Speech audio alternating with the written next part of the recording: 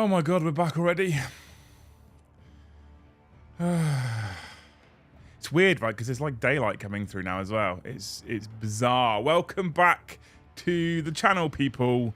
Welcome to another stream. Less than 11 hours after we finished the last one. And it's an exciting day, because today marks the first ever 10th edition Codex for Warhammer 40,000. And I must say this legally. Big thank you, big shout out to Games Workshop for sending this through to us to review. I actually need to add the hashtag ad to the description to be compliant. Yes, I have headphones on today because it's daytime. It's weird, this. It's daylight outside. It's the morning. I can't drink mead because that wouldn't be considered socially acceptable. But the children are up and running around, so I need to be able to hear what's going on. And so we do, in fact, have the headphones on this morning to talk to you wonderful people. Anyway, thank you so much for joining us.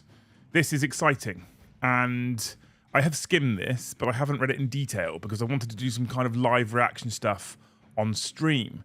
What we've been doing lately with the channel, with a lot of the first look stuff, including 10th edition, is instead of giving you a super polished version of it, we've been just kind of live reacting and saying, hey, this is my actual reaction. This is what I actually think about with the new codex, the new rules, the new rulebook, etc.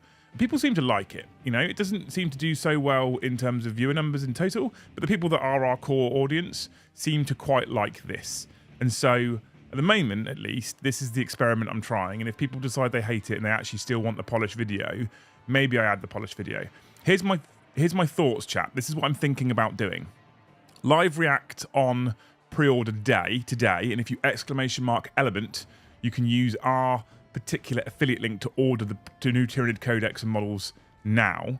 And then in the next week, once I've live reacted and read the Codex, I then build my polished one, my 5 new units, 5 amazing things, 5 bad things. That's my theory. And so next Saturday, when it goes out available to everybody, then we do this one. What do you think? Like, first of all, I want to know what you think of that as a thing, as a concept, as a possible way of doing double videos for new Tyranid Codex. Or is that too much? Is that too much? Is that too much review? Is that too much content? Can there be too much content? Let me know what you think. But massive shout out to all of you 157 people already hanging out with us on this Saturday morning. If you haven't already, please make sure you smash all those magical YouTube buttons for us on YouTube. Hit that like if you enjoy the content. Subscribe if you haven't already. Words and junk. You're going to see me as the wreck that I am in the mornings. And hit that bell notification icon if you want to be notified every single time we go live or drop a new video. If you want to support the channel, if you want even more content, more and more content, there's multiple ways you can do that. Become a member of the channel is the most important way you can support us. And it's you choosing to spend your money every month without it running out because it's gifted. So that's supremely appreciated. And for all those of you that are members of your own volition who have chosen to pay by yourselves, a massive thank you, especially people that are things like Jarls, Huskars, Thanes, etc. You people are absolutely incredible. You can also gift memberships if you want other people to get a peek behind the curtain, and you can send in your big colourful postcards. If it's $10 US or more, Amy will read it out to me during this review, as you know from all of the other streams. Right, big shout out to Jill for the 5 gifted and Noah for the 5 gifted. Jill, I hope you had a wonderful anniversary yesterday. I think that's what was going on. I'm sure it was an anniversary, not a birthday, I think. Thank you so much for the 5 gifted. Noah, thank you for so much for the 5 gifted. I can't speak this morning, chat. It's going to be an interesting morning, isn't it? We obviously have our fresh stream targets, new Hive Tyrants for today. I'm not expecting you to hit it because you smashed it last night. But, you know, unless you ask, you never know, do you? So, this morning we have brand new Tyranid Codex. This little shiny beastie here. And the first thing I want to say is, on the whole, this is a positive experience. Why, might you add? Why is it a positive experience? It is slightly closer to what I would call an AOS battle tome in terms of what's in this code. Slightly closer, not exactly closer. And I'll explain, right? Are creators allowed to discuss Codex before today? No, George. 10 o'clock this morning UK time is the earliest you are in fact allowed to talk about it. Yes, I am aware there has been content out there already. Those people broke the rules. They're very, very naughty. So what do I mean by being slightly AOS-ish? Well, there's actually more to this now than just datasheets. which I'm a big fan of. Okay, so if we go through the old GW codexes, you had lore, you had some artwork, you had some detachment abilities, and you then had some data sheets. And somewhere in the mix, and it seemed to be a lottery in 9th edition, you had some Crusade rules. Now, all of those things I just spoke about are still within this codex. You still get all of that stuff. You still get narrative. You still get artwork. You still get detachment abilities. You still get data sheets. And yes, you still get bespoke Crusade rules for your particular faction. But there's 2 new sections in these codexes which I think are really, really important for 40k codexes. Things I'm actually really positive about it. I'll show you the first one, which is, out of the 2, my least exciting part of these new codexes. And the first one that has come into the brand new codex is combat patrol rules. So combat patrol rules are now in the new Tyranid codex, and I obviously assume they're going to be in every single codex. And you have all of the combat patrol data sheets, and it says specifically in the top corner, combat patrol data sheet, red, look, top corner up here, combat patrol data sheet. So combat patrol is now a thing that's also in the codex, rather than you having to go to another place and download combat patrol rules and blah blah blah. So I already think this is a positive move. And where there is a unit that's in both Von Ryan's Leapers, they have 2 entries. They have a combat patrol entry, and then after you go through combat patrol, you go into Forces of the Tyranids, you get your detachment abilities, and then you get and your army rules, and then you get your actual data sheets, and Von Ryan Leapers will be again there, but no longer combat patrol. It will just have a normal data sheet. So they've duplicated data sheets. I actually think this is a good move, genuinely. I think this is a good move. However, what's a better move for me is that once you get through the lore and the narrative and you first get to the combat patrol section, and it says quite clearly combat patrol, what they've added into this particular codex is this. Painting your combat patrol. They have finally put painting guides back in the code. I've been asking for this for fucking ages. They have finally put painting guides back in the codex. There's not a lot. There's less than I would have liked. I would have liked double the number of pages for painting guides. If I look at... I don't know where I've put it. Very professional. If I look at my Nighthaunt book for Age of Sigmar, there's somewhere in the region of 4 to 5 pages of painting guides. This kind of has 1, really. It's not enough for me. It just shows you the 1 colour scheme. But there is at least painting guides in there for a colour scheme for beginners to look at. And it gives you Tyranid skin, for example, 3 phases, Wraithbone base, Majos purple, Wraithbone highlight. Joints and tongues it gives you, Chitinous carapace, claws, hooves and carapace weapons, barb launchers, wings, neural masses, eyes and teeth. It also gives you tips on basing. It's not as comprehensive as I would like, but I think it's a massive positive step in the right direction.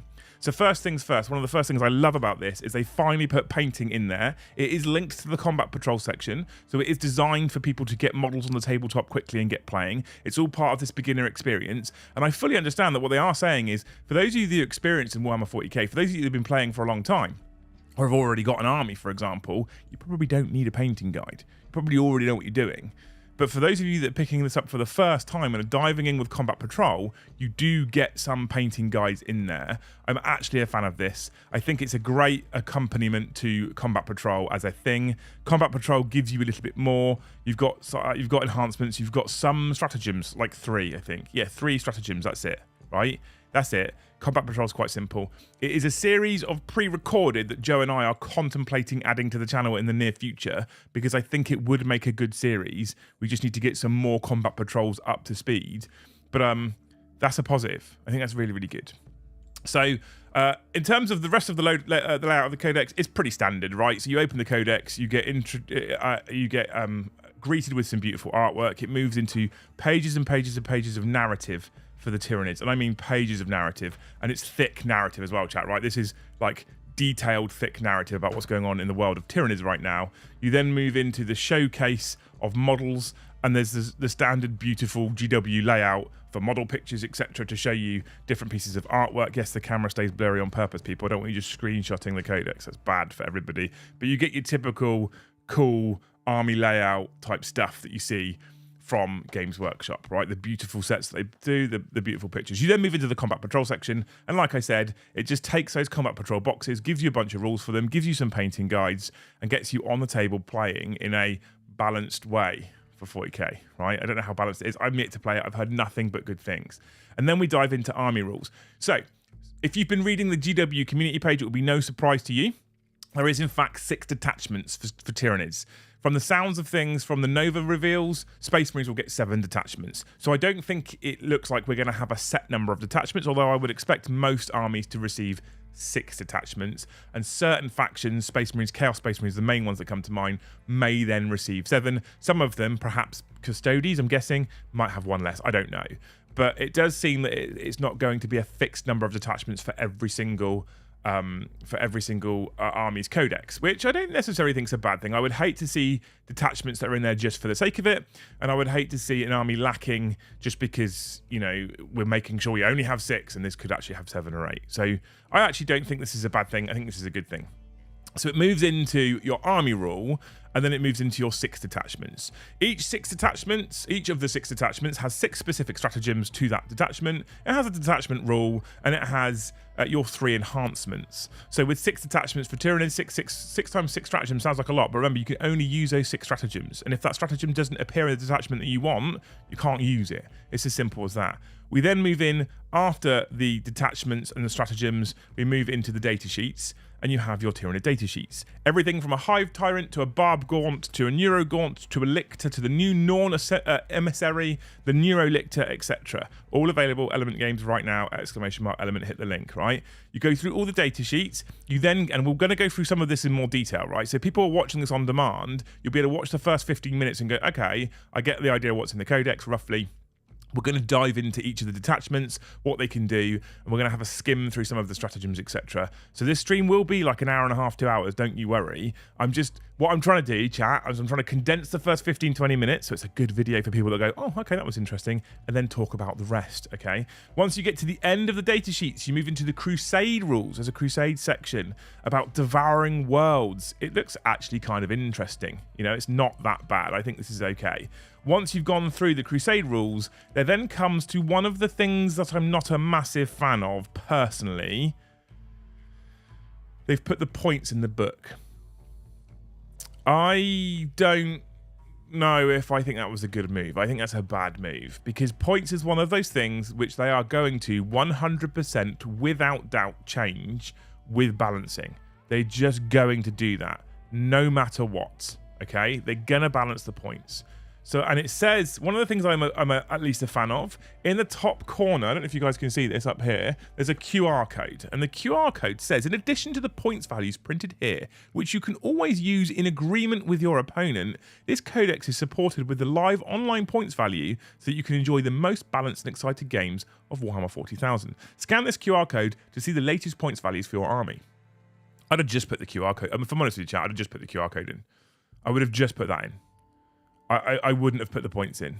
I get the kind of concept. I understand the concept of, hey, you can use points in games of Warhammer 40k, you just need your codex. I get the concept, but who does that? We all use Battle Scribe or now the new 40k app. No one's going to use the old points if there's updated points. It's one of those things, right, when they say, hey, this unit's going to Legends, or we're going to give you Legends use rules so you can still use it. No one's going to use it. Don't put them in here. Just leave it as a QR code. That would have been a good move. I am a fan that they've put the QR code in there. I think that's a positive step. I think that's really, really good. So rather than going, oh, these points might not be on today, I need to go to the Munitorm Field Manual. So where's that? Is it in downloads or FAQ? Right, rather than all that nonsense, just the QR code, good job. I'm a fan of that. So that is the layout of the codex. What I love about this, and I genuinely a fan of, if you pick a detachment, for example, you pick the Unending Swarm detachment here, right? With the exception of your data sheets, the Unending Swarm detachment, that's the 2 pages you need. That's everything you need to run the Unending Swarm, because your army rule, no matter what detachment you're playing, is never going to change. It sits up here, it's never going to change. So all you need is those 2 pages, and you can play your faction. That's a good move. I actually really like that. And as much as I'm a little bit pissed off that they released data cards that they sold to us, and now for Tyranids and Space Marines at least, they're going to be kind of null and void very, very quickly. If they continue to give us one card with both of your stratagems on that you can kind of flick between, I feel like I've used more stratagems that in the past I perhaps would have forgotten about simply because I have that flippable card. I think that's a positive move as well. And having the detachment rules on one page and the army rules on the other, this is really, really good. I'm a big fan. Okay, so the layout of this is really, really nice. There's another change they've made. So if you have got the data cards at the moment for any of your factions, you will notice that each data card for each unit at least is front and back. And on the front you have the unit's rules, what it can do, its detachment abilities, its detachment abilities, its special rules, its abilities, its keywords, all that kind of stuff. And on the flip side, you have your army selection rules for it, how many points it's going to cost, what things it can join. Well, they've changed that in this particular codex. I don't know if this is an intended change right from the beginning. I don't know if they were just packing those cards out. But what they've done here is a beautiful, beautiful job of condensing it down. And I actually genuinely mean this. This is how I think it should have been in the first instance, although I can understand why they wouldn't want 2 units on 1 card. And I'm interested to see what they do with the cards. So I'm hoping in the cards, I'm honestly hoping in the cards, they continue to have on one side army selection stuff and on the other side what it does in game. So when you get to the game, you only have to have one side of those cards open. You don't have to kind of flick between because it might have 2 units. What they've done, however, in these is they've put everything you need on one page. Okay, so no longer you're going to have one box which is just for your faction, like your unit stuff, and one box which is your selection. So you'll see here for the Norn Emissary, you've got its ranged weapons, its melee weapons, its damage, its unit composition here, and you've got its synaptic purpose, its invulnerable savers up here. Everything's on one page. Okay, if we go into a unit that can lead something like a hive tyrant here, unit composition here, this is what it's got, this is what it is. War gear options are all in here, leaders down here, so you can see what it can lead. All in one box. Everything in one box. That's better for the Codex. For the Codex, at least, I think this is a really good move. I'm a big fan of this. On the cards, I still want to see unit ability on one side, stuff that it can do on the other. Okay?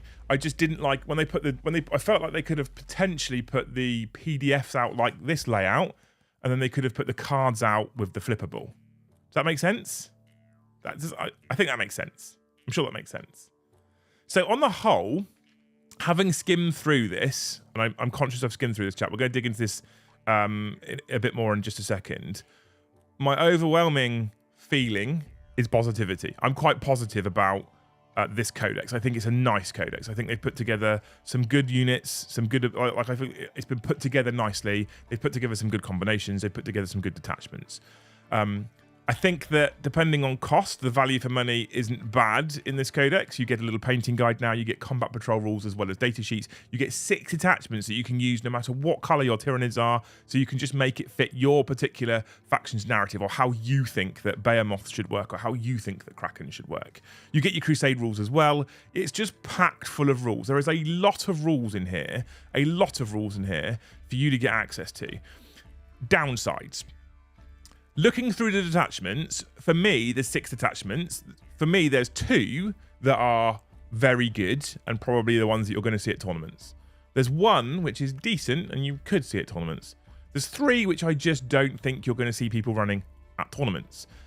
So in terms of balance, internal balance, that would indicate that the internal balance isn't as good as perhaps it could be. If you were in a place where all 6 were compelling for different reasons, that's great internal balance, right? Having said that, for me, at least, at the moment, I'm not a Tyranid player, there wasn't one major standout and the rest were a bit bonk. So that's still a good job. It's just not an amazing job, but it is a good job. That being said, of the 3 that I don't think will potentially see lots of tournament play, they have decent narrative play. And so there is still, for me, a win there. Because they are still usable for people that want to tell a specific narrative story for their particular Tyranid faction force army narrative. Do you know what I mean? Like, and therefore they're usable. They're not just flat unusable. They're actually usable detachments, and that's a real positive. The fact that they're a usable detachment is a real positive. So, I think they've done a good job. The only way this would have been a better job for detachments is if all 6 would have had play in events. And there would have been positives and negatives to all of those 6. Okay, So that's one of the things that I think is kind of a bit meh. Another thing that's a bit meh.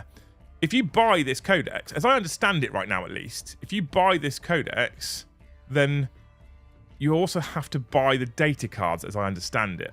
They've QR coded us the points, and they've given us a code to put into the Warhammer Plus app so that you'll be able to use your Tyranid Codex in the app and do your list building and get access to all of your Tyranid Codex rules. Okay, cool, that's fine. But I still have to buy those cards. Now, I don't know how this is going to work, but what I would have liked to have seen is some kind of online portal whereby using either the code in the back of the codex or some other means, you can put that in, register that you have this. I mean, you're going to have to do this anyway. You have to go over to My Warhammer, put the code in and register that you own this codex. What I would like to have then seen is access to downloadable, printable data cards that would be kept up to date when they make balance changes. Now, I understand there's a challenge with this, okay? And I understand that challenge is what's to stop someone from downloading all the Tyranid Codex data cards once they bought the codex and selling it to everybody else. And honestly, I'm not a developer. I don't know the answer as to how you fix that. However, that would have been something that I think would have been a nice to have. You've already paid your £30 probably for the codex. I don't actually know what it's gone on sale for. Someone can tell me in chat if you've bought one already. You've already paid £30 for the codex. It would have been nice for you to get access to some kind of data cards at the same time, rather than having to buy the data cards. So that's a bit of a downside for me as well. But that aside, that's kind of it. Oh, and the points thing that we've already mentioned. I also, of course, am not a fan of the fact that you have to pay for this to put it into the app that you're already having to pay for. We've been over that. I'm not going to thrash that horse. On the whole, however, this codex is good job. Like I said, although not all of the detachments are necessarily usable competitively, they have narrative play, which means they're all usable to a point, and that's a good point. That's a good place for a codex to be. Daryl's already said it in chat. 40k is not just a tournament game. Good, they're looking after us narrative players. Absolutely, 100%. £35 for the codex, 20 for the cards. See, that's fucking honestly. That at this point, right? And this, I want to be very positive about this. Genuinely want to be very positive about this because I actually think this is a pretty good job. And then you look at what they're charging and how much they're charging, and you're buying things twice. Essentially, if you're buying the codex and you're buying the card, here's the thing, right? Here's the thing, chat. Slight aside. If you're buying the codex for £35 and you're buying the cards for £20 and you're buying them from Games Workshop, or, you know, if you're in Australia, dare I say, you're paying even more money, what you're doing is you're paying £55 UK for something that we both know is going to be out of date and obsolete at some point in the future because they will make changes and update. And I don't want to slam them for making changes and for updating, but 55 quid for something that they know they're going to change in the future isn't great. And if you're buying the codex so you have access to data sheets and rules, you should at least get a fucking discount on data cards. Right? You should at least get a discount on data cards. That's just being money hungry, quite frankly. Anyway, that's a negative out the way. Like I said, positive. On the whole, Codex is decent. Added in a little bit of painting guides. Lots and lots and lots and lots of rules, from Crusade to Combat Patrol to actual normal kind of data sheets. 6 attachments, 6 stratagems for each attachment, 3 enhancements for each attachment, and an army rule. The Codex is good. I think the Codex is a positive sign for what's going to happen flavor-wise for every other faction in 10th edition 40k. My only hope is that they don't spend 3 years releasing them all, because I feel like Tyranid players are going to have a lot of narrative options here. From what we've seen from the Nova release, Space Marine players are going to have a lot of narrative options with that codex. If you are, I don't know, a World Eaters player like myself, who only got his codex at the end of 9th edition, and it looks like you might get your codex at the end of 10th edition, for example, and I don't know what the release schedule is. That's a bit of a kick in the teeth if all I'm doing is using the data cards, which are currently a bit pants for World Eaters in terms of an army rule. Okay, cool. If you're after the TLDR, that's it done. Now we're going to do a little bit more deep diving.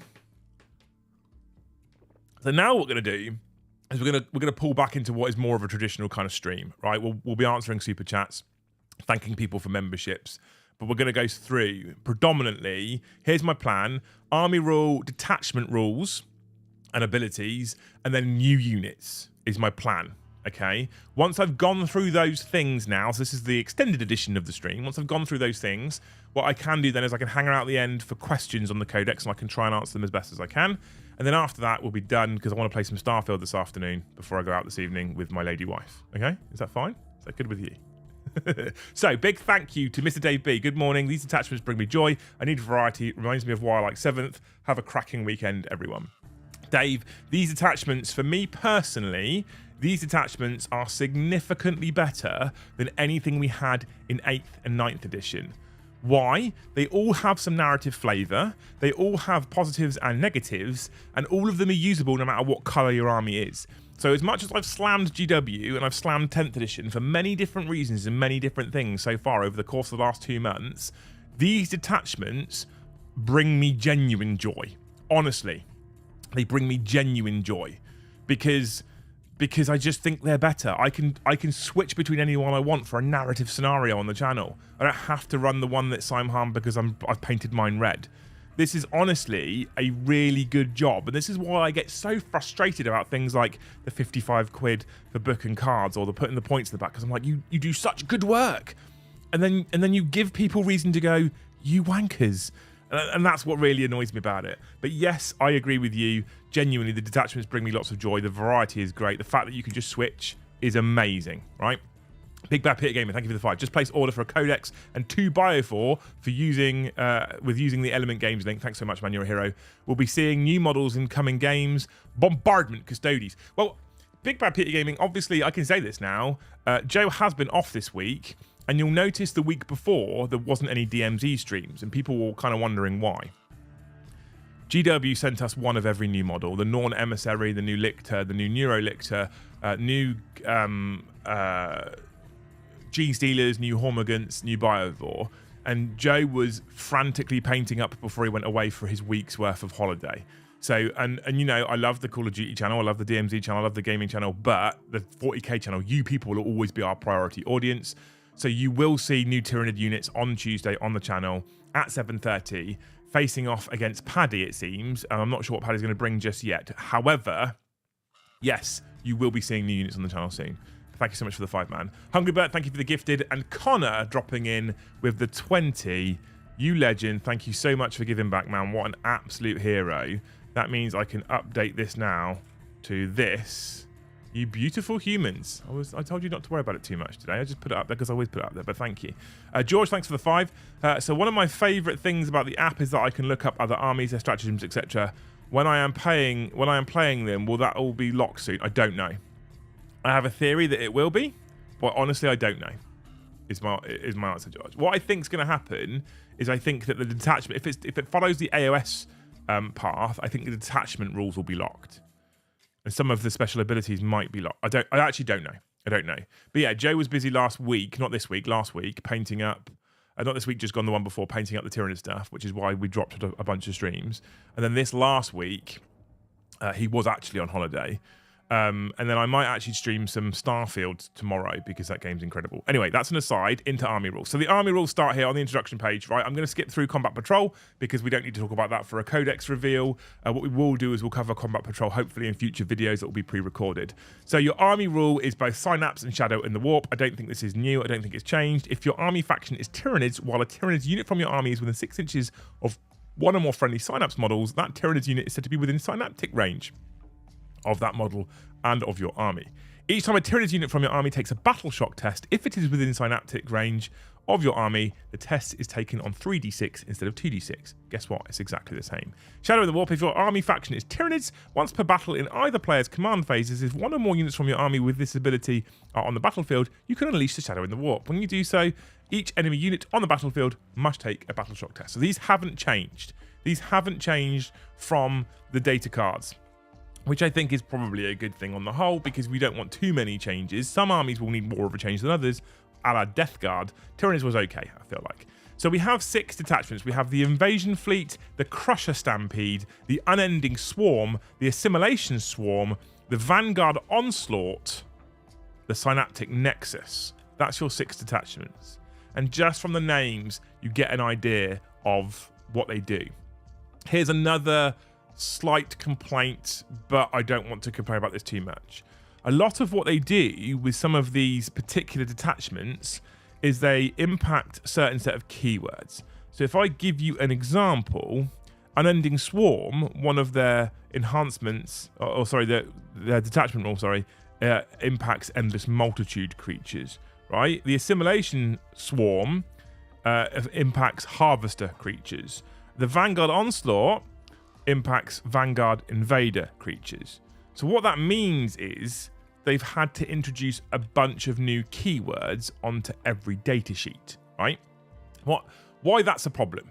So one of the things I've liked about 10th edition, one of the things that's been a nice positive change, is I have no longer had to check whether I am a core model on the 3rd Friday of the 4th month of the 17th year, just to see if this particular ability does in fact affect that datasheet. That's been a positive change. Oh, is it a core or character? Is it a monster or infantry? What am I impacting? That's one of the things that I think has actually been a good positive change. I affect World Eaters units. I affect Thousand Suns units. I affect whatever the thing might be. I affect that unit, right? That is a huge benefit to 10th in my particular opinion. So when you then introduce Endless Multitude, and you introduce Harvester organisms, and you introduce Vanguard organisms, and you say, actually, this particular Assimilation Swarm, in your command phase, each Harvester unit from your army, then you have to check the keywords again. So we're going back to going, well, what's a Harvester unit? What's an Endless Multitude unit? And there are occasions where I've gone, oh, well, that must be a Vanguard organism. Oh, no, it's not. Oh, that must be a Harvester. Oh, no, it's not. I like it because it adds narrative flavor. I like it because it means that doesn't just impact everything, and it is narrative, and you're kind of pushed down a path of picking particular units to get your detachment to work. I kind of like that. Like, well, no, you can't just take the best units, because if you just take the best units, you might not actually have any impact, or your detachment ability might not have any impact on those units. So, like, I feel like this is a good change for flavor, but this kind of steps back from the simplifying it. I think one of the biggest mistakes they ever made with 10th edition is talking about this simplified, not simple, because I think for 40k on the whole to be the narrative game that we want, you just can't simplify it that much. You need levels of complexity. I just think they're going to get criticised for this, for bringing in more keywords. I don't necessarily think it's a horrendous thing, because I think it does add flavour and it makes you make narrative choices based on your detachment, but I can see how people might be able to criticise them for this, unfortunately. It's a shame. It is what it is. Right, so we start off with the Invasion Fleet. Now, if I remember rightly, Invasion Fleet is exactly what we had already. So you have your hyper adaptations as your detachment rule. You have your swarming instincts, your hyper aggression, your hive predators. Sustained hits 1 against infantry or swarm for swarming instincts. Lethal hits against monsters or vehicle for hyper aggression, and precision against characters for hive predators. No change. This is basically no change from the datasheets, by the way. Okay, you get enhancements, alien cunning, perfectly adapted, synaptic linchping, and adaptive biology. 4 of them, no real change. Adaptive biology, feel no pain 5+. If it's below its starting number of wounds, feel no pain 4+. Perfectly adapted, it's the same, and your stratagems are basically the same as well. So we're not gonna ponder Invasion Fleet too much, because at the point in which this went to print, they wouldn't have had any feedback yet, so it's going to be exactly the same as what was already released on the datasheets. So the first one that we haven't yet seen is Crusher Stampede. Some of us, when we hear Crusher Stampede, will be shaking in our boots for things that happened in 9th edition, because Crusher Stampede wasn't the most fun in the world. However, Crusher Stampede is back in 10th edition in the Tyranid Codex, and the detachment rule for Crusher Stampede is Enraged Behemoths. Each time a Tyranid monster model from your army makes an attack, add 1 to the hit roll if that model's unit is below its starting strength, and add 1 to the wound roll as well if that model's unit is below half strength. So a wounded Carnifex is an angry Carnifex, and an even more wounded Carnifex is an even angrier Carnifex. Okay. Enhancements: you get the ominous presence of Tyranid monster model, add 3 to the bearer's objective control. Enraged reserves, Tyranid monster model only if the bearer is destroyed by a melee attack. If it is not fought this phase, roll a d6 on a 3+, do not remove it from play. It can fight after the attacking model has made its attacks. It is then removed from play, so 3+ fight on death. Null nodules, Tyranid monster model only. Once per battle, when a psychic attack is allocated to the bearer, it can use its ability. If it does until the end of the phase, the bearer has a feel no pain 5+ against psychic attacks. That one's probably not going to see any play because it's a bit shit. Monstrous Nemesis, Tyranid monster model only. Each time the bearer makes a melee attack that targets a monster or vehicle, add 1 to the wound roll. Almost definitely going to be taken. Not bad. That's cool. You then have 6 stratagems. Every single one of the stratagems for Crusher Stampede is 1 CP. Nice place to be. Corrosive Viscera, Untrammeled Ferocity, Rampaging Monstrosity, Swarm Guided Salvos, Savage Roar, and Massive Impact. The Corrosive Viscera is in your opponent's shooting or fight phase just after a monster model from your army with a deadly demise ability that cannot fly is destroyed. What you can do is you can use your stratagem on that model, even though it was just destroyed, and then you do not roll a d6 to determine whether the mortal wounds are inflicted by your model's deadly demise ability. Instead, mortal wounds are automatically inflicted. So you basically auto-explode for 1 CP. Auto-explode. Not bad. Rampaging Monstrosities in the fight phase. When a Tyranid monster model from your army that has not been selected to fight this phase, you select, one Tyranid monster model from your army that has not been selected to fight this phase. Until the end of the phase, each model in your unit makes an attack. You can re-roll hits. So re-roll hits for 1 CP in the fight phase is nice. Savage Roar. Fight phase just after an enemy unit has selected its targets, you select 1 Tyranid monster unit from your army that was selected as the target of 1 or more of the attacking unit's attacks. And the effect, the enemy unit must take a battle shock test, and until the end of the phase, each time a model in that enemy unit makes an attack that targets your unit, subtract 1 from the hit roll. If that battle shock test was failed, subtract 1 from the wound roll. So -1 to hit. If they fail battle shock, -1 to wound. Quite tasty. Untrammeled Ferocity is in your movement phase. You select 1 Tyranid monster unit from your army that has not been selected to move yet this phase. Until the end of the phase, models in your unit can move through enemy models as if they were friendly models. And until the end of the phase, any desperate escape test those models must take are automatically passed.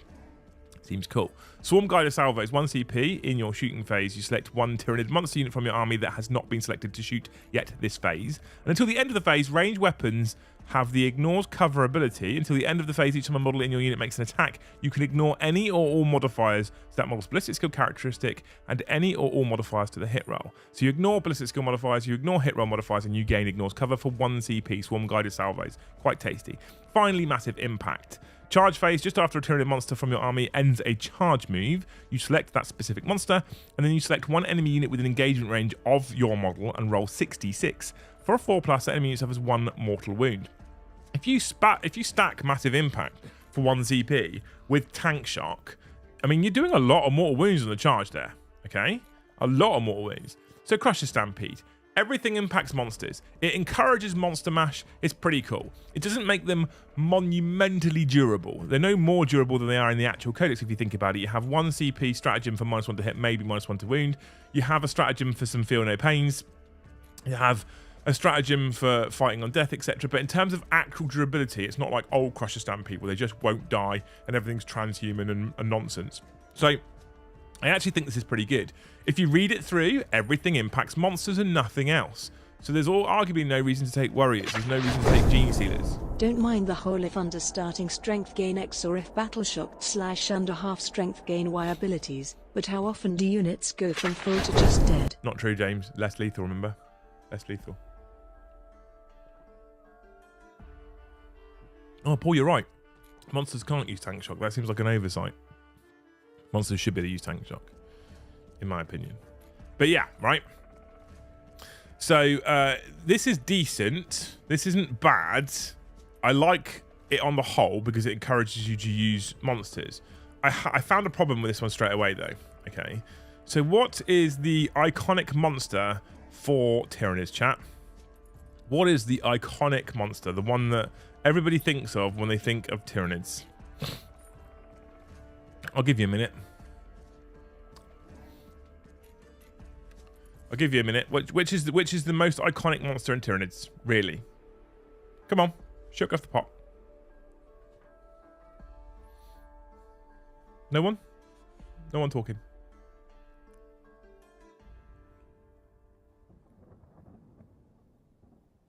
Anyone? Carnifex. Good. I respect Lictor. Fuck off. Carnifex. John got it. John nailed it straight away. Okay. So this is when I feel like the rules writing team should be lined up against a wall, and every single one of them should be swiftly kicked in the bollocks. Okay. Because this is where they're stupid. If we look at Screamer Killers, for example, okay, as a unit, this is where I think they're stupid. If we look at Screamer Killers as a unit, right, they can be taken in units of 1. So the Crusher Stampede rules, it's a Tyranid monster. Add 1 to the hit roll if it's below its starting strength, and we know that because it's a unit of 1, if it's taken a wound, so if it's gone from 10 to 9 wounds, then it's below its starting strength, and it will get add 1 to hit rolls. It then says add 1 to the wound roll if the model's unit is below half strength. So if it goes to less than 5 wounds, guess what? It gets +1 to hit, +1 to wound. Okay, that's cool. And that's cool for the Tervigon, and that's cool for the Hive Tyrant. But the most iconic of Tyranid monsters is in fact the Carnifex, and they can be taken in units of 1 to 2, right? If you take it as a unit of 1, guess what? It will still operate the exact same way that the Screamer Killer does. If it takes a wound, it will be below its starting strength, and you'll get +1 to hit. If, however, it's below 4 wounds, it will then get +1 to wound. If you take them as a unit of 2, you get +1 to wound if it's below its starting strength if you've lost one of them, but you can never be below half strength. You can only ever be half strength. So you don't get +1 to wound. Is that just me? It doesn't seem to make sense to me. I don't get it. Make them units of 3, maybe. I don't understand. I don't understand. I don't get it. I don't get why they've done that. It is what it is. I feel like if you take a unit of 2 Screamer Killers, that rule then just doesn't work, right? But hey ho, it's GW. You know, who knows? Next, Detachment. The problem also appears with the Hive Tyrant, Swarm Lord, and Neuro Tyrant with bodyguards. Does it? Does it? Maybe. Unending Swarm. Okay, Unending Swarm. Let's go for Unending Swarm. Insurmountable Odds is the name of the Unending Swarm detachment rule. Okay, each time an enemy unit is selected to shoot, after that unit has finished making its attacks, if one or more models from one or more Endless Multitude units from your army were destroyed as a result of those attacks, each such unit can make a surge move. To do so, roll 1d6. That unit can be moved a distance in inches up to the result, but that unit must end that move as close as possible to the closest enemy unit, excluding aircraft. When doing so, those models can be moved within engagement range of enemy units. A unit cannot make a surge move while it is battle shocked. It's Blood Surge. It's World Eaters, Khorne Berserkers, Blood Surge, but for Endless Multitude. That's interesting. What's Endless Multitude, I hear you say? Right? What's Endless Multitude? Nothing there, nothing there, nothing there, nothing there. That's not. No. Okay. Gargoyles are Endless Multitude. Cool. Hormigants are Endless Multitude. Termagants are Endless Multitude. Tyranid Warriors aren't. Gene Stealers aren't. Neurogaunts are, because everyone takes Neurogaunts. Raveners aren't. Barb Gaunts aren't. Biovores aren't. Pyovores aren't. Carnifexes obviously aren't. Nothing else is. So basically, your Hormigants, Termagants, Neurogaunts, and your Gargoyles all get to move d6 inches if you kill a model. If one or more units from your army, if one or more models from that unit is destroyed. Okay. So you get to move d6 inches if one or more of your units from those 4 sets of units I've just mentioned are destroyed. Why? First of all, if I'm shooting at a unit of Termagants, I'm probably killing them. They're probably all going to die. So you don't really get any use from that particular ability anyway. Secondly, in terms of moving things closer, okay, I might get some range on my Termagants. If I'm lucky, in fact, it might be that I can move in such a direction, I might be able to take an objective off of an enemy or push myself in behind cover, but I have to move towards the closest enemy unit. If I'm Hormigants, I have a benefit for ending in combat because it's your turn, so I fight first. But on the whole, it's not a great detachment ability because those things are just squishy bugs that kind of die, right? So, I mean, it's not bad, but it's not the best. We then have some enhancements. We have Relentless Hunger. A Tyranid model only add 2 inches to the move characteristic of models in the bearer's unit. Decent, that's cool. Isn't locked to Endless Multitude. We have naturalized camouflage at the start of the fight. At the start of the first battle round, select up to 3 friendly endless multitude units within 9 inches of the bearer. Until the end of the first battle round, each time a ranged attack targets those units, models that you have the benefit of cover. That's kind of cool. So you can protect your Hormagaunts and Termagants and stuff like that. Piercing Talons. Tyranid model only. Each time a model in that bearer's unit makes an attack on a critical wound, improve the AP by 1, so 6 is the wound are +1 AP. Again, not locked to endless multitude, decent. And Adrenalized Onslaught.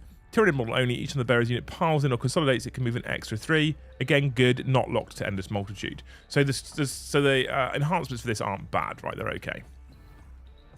You can take 1 model in a unit, you don't need to take 2 all the time. I know, I get that, Lewis, I understand that. But what if you want to take 2, you then don't get the +1 wound benefit ever? That's the problem. So what they're doing is they're going to punish you. If you want to take 3 units of 2 Carnifixes, they're going to punish you for that because you won't get the +1 wound benefit. I know you don't have to take 2. It's not compulsory to take 2, but it's still a problem that if you choose to take a full data sheet's worth of models, you then get punished, right? Synaptic Goading is a 1 CP strat. At the end of any phase, just before an endless multitude unit from your army that is within synaptic range of your army makes a surge move, you target that specific unit, and when making that surge move, you can re-roll the d6. So 1 CP, you can re-roll the d6. What's nice about this, the re-roll's a bit meh, right? What's nice about this, your unit can end that move as close as possible to the closest objective marker instead of as close as possible to the closest enemy unit. All of the rules for making surge moves apply. That's quite nice. That's okay. For 1 CP, I don't have to go towards the nearest enemy unit. What I can do instead is I can go towards the nearest objective. That's kind of cool. Rerolling the d6 is helpful as well, although I don't like, considering some of the Eldar trickery, would it be that much of a problem if you spent 1 CP and just got 6-inch move? I think that wouldn't be too bad. Unending Waves is 2 CP. Any phase, you target 1 endless multitude unit from your army that was just destroyed. You can use a stratagem on that unit even though it was just destroyed. And you add a new unit to your army identical to your destroyed unit in strategic reserves at its starting strength. Any destroyed character units that were attached to your unit are not returned. So 2 CP, bring an endless multitude unit back. That's kind of cool. That's kind of cool. I'm okay with that. Teaming Masses, 1 CP. In your opponent's shooting phase or fight phase, just after the enemy unit has selected its targets, you select an endless multitude unit from your army that was selected as the target of... They're very wordy, these. This is the problem with the fucking rules lawyers in the competitive scene, is they've had to put so many words into these rules. The effect, until the end of the phase, each time an attack targets your unit, subtract 1 to hit roll. So -1 to hit against endless multitude. Cool. That again, if you combine this with the cover that you can get from that particular enhancement, some of your little gribblies might be a little bit more survivable in the first turn at least. Swarming Masses is 1 CP in your shooting phase or fight phase, and you again select an endless multitude unit from your army that has not been selected to shoot or fight. And until the end of the phase, weapons have the sustained hits 1 ability.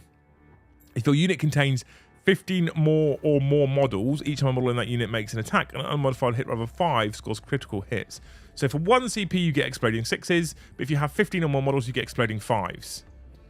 That seems cool. Lewis says 2 CP for a super squishy NID unit seems a lot. It does. If we go into some of these super squishy NID units as well, I think the maximum unit size is 20, but let me just double check before I lie to you people.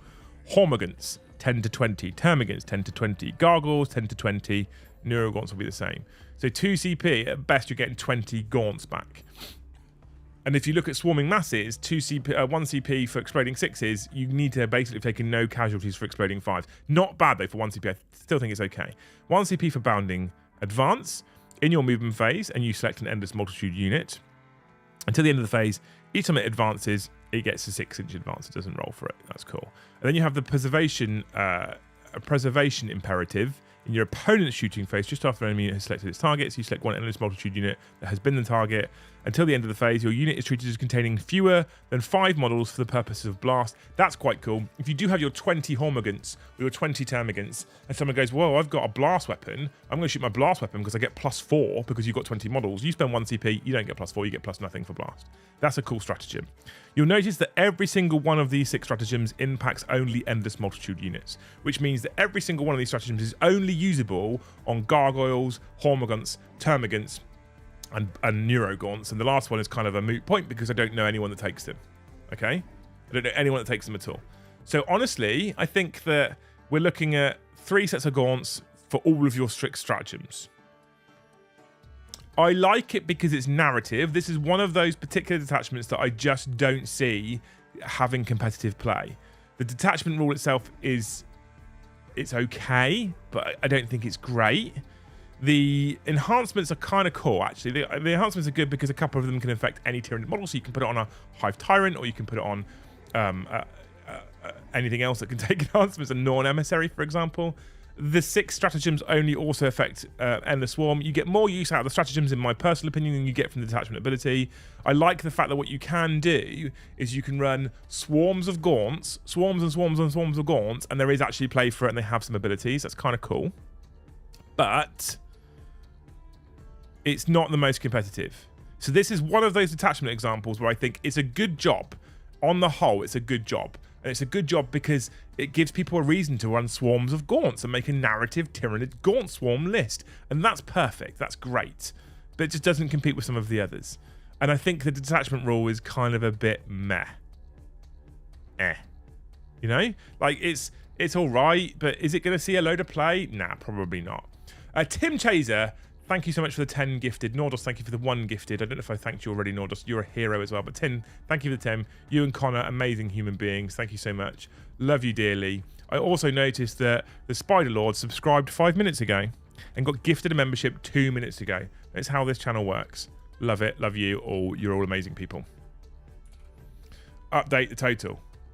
We are nearly halfway there, chat. Nearly halfway there. So thank you, you beautiful human beings, for gifting memberships. So yeah, this strategy, this particular detachment is one of those. So I want to be quite clear, actually. I don't think any of the detachments are a thumbs down from me. They're at least a thumbs average, maybe a thumbs up-ish. A couple that are like that, right? I actually quite like Crusher Stampede on the whole. I don't think it's incredible. I like Unending Swarm on the whole. We've gone from here's a detachment that just works on monsters to here's a detachment that just works on bugs. And guess what? You can't have both. Which is it? And that's where I think this is kind of cool. I like this. It's better. I do think they could have had a better rule for the swarms, personally. When you think about what, for example, Gene Stealer cults can do currently and how they bring units back, would that have been too much for gaunts? Gaunts don't even hit as hard as Gene Stealer cults. So if you think about how Gene Stealer cults can just bring units on repeatedly, they have their own Endless Swarm ability. That seems to have made more narrative sense for the Unending Swarm for Tyranids. And actually, if you think about it, Gargoyles and Termagants and Hormagaunts just don't hit as hard as Gene Stealer cults do, so it's less broken for Tyranids. And you could have not gone, hey, for a battle line, you get it for free. You could have just been like, get it on a 3+ if you're an Endless Swarm, Endless Multitude unit. Cool, done. You know, I like the fact they're doing cool narrative shit. I'm a fan of that. I just think that, you get what I'm saying. Okay, just did the math. Liam is wrong. How am I wrong? What have I wrong? What am I wrong with, Connor? Talk to me. Talk to me, Goose. What's the math? What math have you done? We're all waiting for you now, Connor. We're just going to sit here for a minute.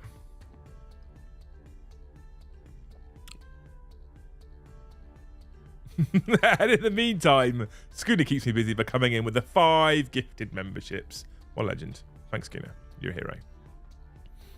You are an absolute hero for 5 more. Definitely nearly halfway now. Still waiting for Connor. Come on, Connor. Shut get off the pot. Talk to me, Goose. Okay. I'm joking, Connor. I won't just wait on you. I'll wait and see what you say. I'm keeping my eye on chat. I've got my eyes on you, Connor. I don't like it when I get told I'm wrong. I think the detachment rule is pretty alright. Being in the right place at the right time is pretty key. And the rule helps with that. Yeah, kind of. Unless points change a lot, you can get 240 wounds for 1300. Okay. So... I don't get the point. There's still 240 wounds of toughness 3, no armor. It still falls over a stiff breeze. I think they should have just given Endless Swarm auto max advance and then have a strat that lets them advance and charge. Yeah, that'd be cool as well. I don't mind that. It's not an Endless Swarm when they're all dead. Exactly. Exactly. That's my problem with it. I quite frankly couldn't give a fuck if you get 500 wounds for 1300 points. The toughness 3 with no save.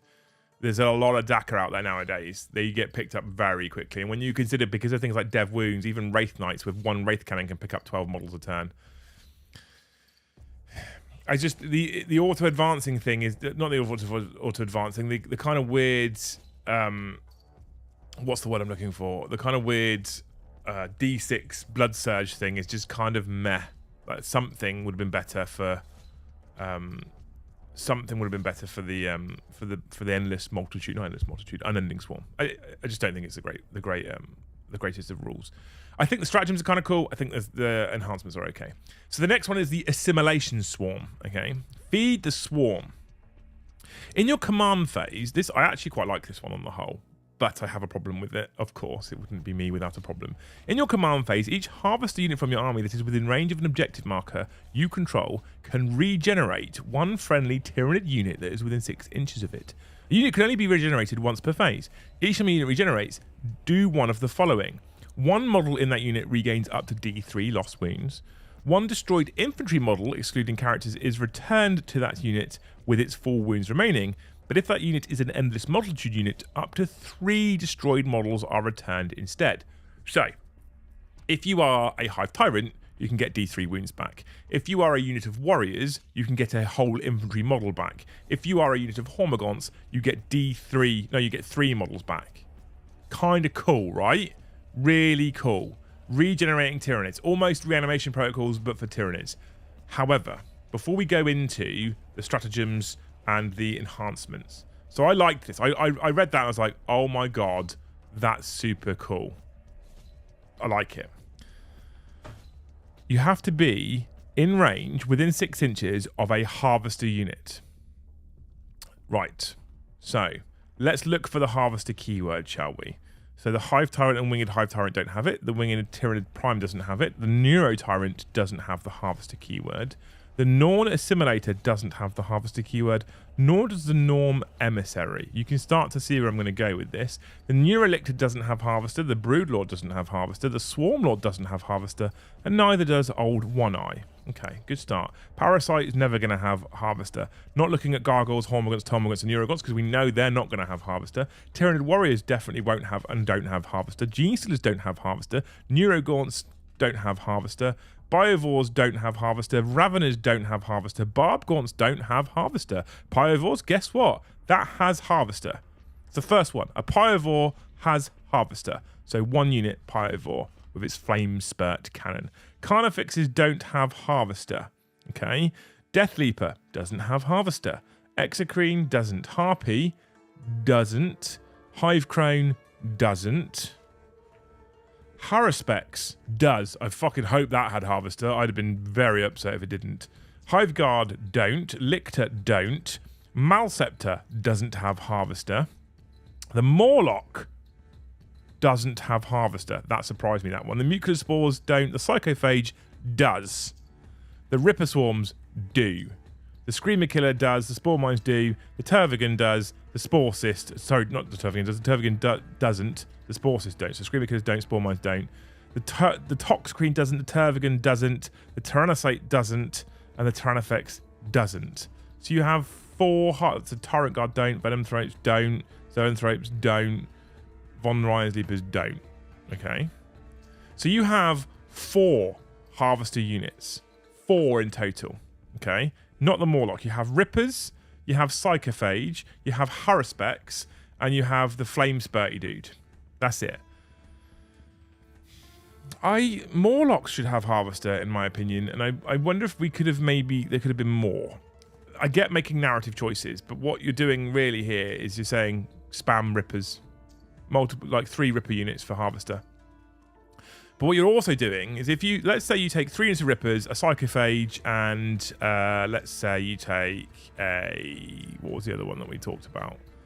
A Haruspex. 4 units in the whole book have harvester. Now there's no way that you're going to want to make your whole army out of those 4 units because it's just not a very effective army. Okay, so you're going to take probably. Honestly, if you're running this as simulations when you go take 3 units of Rippers, you might take a Haruspex, you might take 2 Pyovores. As an opponent, I'm not too fussed currently, especially with the way Undirect works right now, about killing Rippers because you can't really hide them. And I probably could drop 2 Pyovores and a Haruspex, which means in the first 2 turns, I could probably remove your ability to regenerate with Feed the Swarm. That's where I have a problem with it. Okay? That's my only problem with it, because I think narratively this is super cool. And if you can keep your harvester units alive, this is cool. This is a cool detachment. The ability to regenerate Tyranids is a terrifying prospect. Enhancements. Regenerating monstrosity is one. A Tyranid model only, excluding monster models. The bearer's unit can be regenerated up to twice per phase instead of once. So you can basically reanimate twice, okay? So if you have this on a something that leads a Tyranid warrior unit, for example, you can get 2 Tyranid warriors back a turn. That's kind of cool. That's really good. Instinctive defense. Tyranid model only. While the bearer's unit is within 6 inches of one or more friendly harvester units, you can target the bearer's unit with the heroic intervention stratagem for 0 CP. In addition, while the bearer is within 6 inches of one or more friendly harvester units, models in that unit have the fight's first ability. That's quite cool. I like that. Biophage.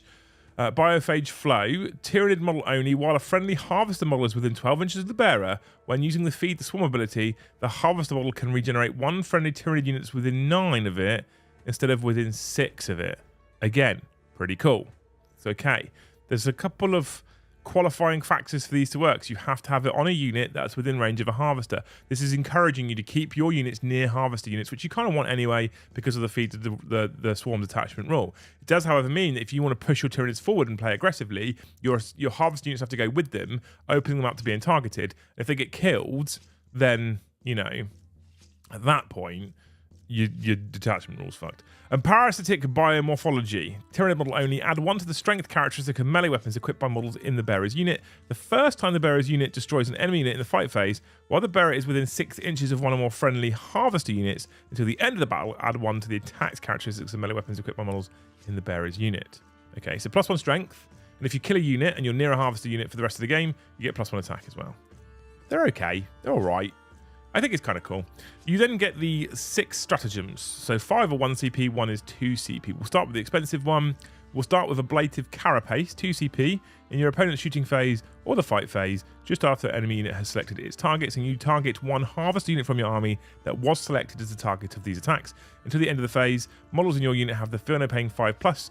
If your unit is within range of an objective marker that you control, until the end of the phase, you have Feel No Pain 4+. This stuff's important, right? 2 CP sounds a lot, but considering what I've just said at the very start and how I think people will just simply target harvester units, being able to give yourself a 5+ Feel No Pain or potentially 4+ Feel No Pain if you're in range of an objective marker is really clutch for 2 CP. Okay, I will also note that of these six stratagems, at least 4 of them require you to target a harvester unit. Okay, so that's Ablative Carapace.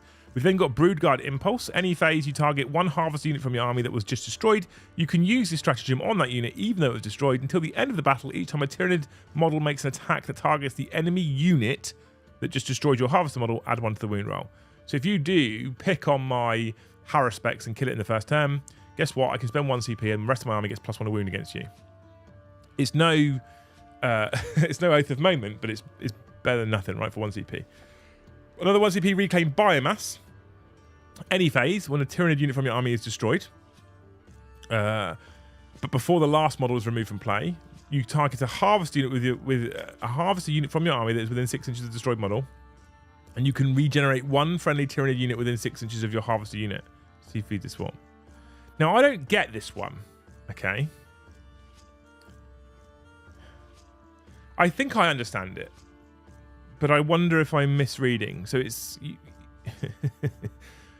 it specifically states a Tyranid, because this is how I originally read this, right? This is how I originally read this. You select a Tyranid unit from your army that's destroyed, but before the last model is removed from play, you select 1 harvester unit from your army that is within 6 inches of that destroyed unit, and you regenerate 1 friendly Tyranid unit that's within 6 inches of the harvester unit. But the unit that's just been destroyed is within 6 inches, and I was like, well, can I just regenerate that one then and put 3 models back in, and then it doesn't actually die? But I don't think that's the case. I think actually you have to pick a different unit. And whilst with this unit is dying over here, this one's sucking up, is reclaiming the biomass. We'll use the name of the stratagem, and then feeding this one and putting models back in that unit. That's how I think it works. Maybe I'm wrong. Maybe you can actually regenerate a destroyed unit, but I don't think that's the case.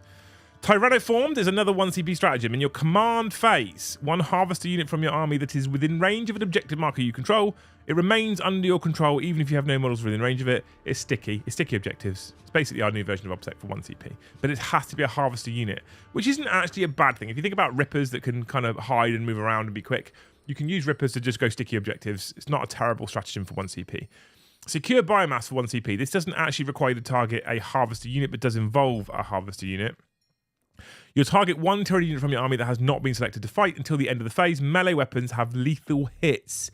If the unit is a harvester unit, however, each time a model in that unit makes a melee attack, a successful unmodified hit roll of a 5+ scores a critical hit. So 1 CP lethal hits on 6s, but if it's a harvester model, lethal hits on 5s means 5s are auto-wounding, which is quite tasty. And then you have Rapacious Hunger for 1 CP. In your fight phase, 1 Tyranid unit from your army that just destroyed an enemy unit. Your unit immediately regenerates. See End of Swarm. When doing so, if your unit is a harvester unit and you choose for 1 model to regain up to D3 lost wounds, that model regains up to 3 lost wounds instead.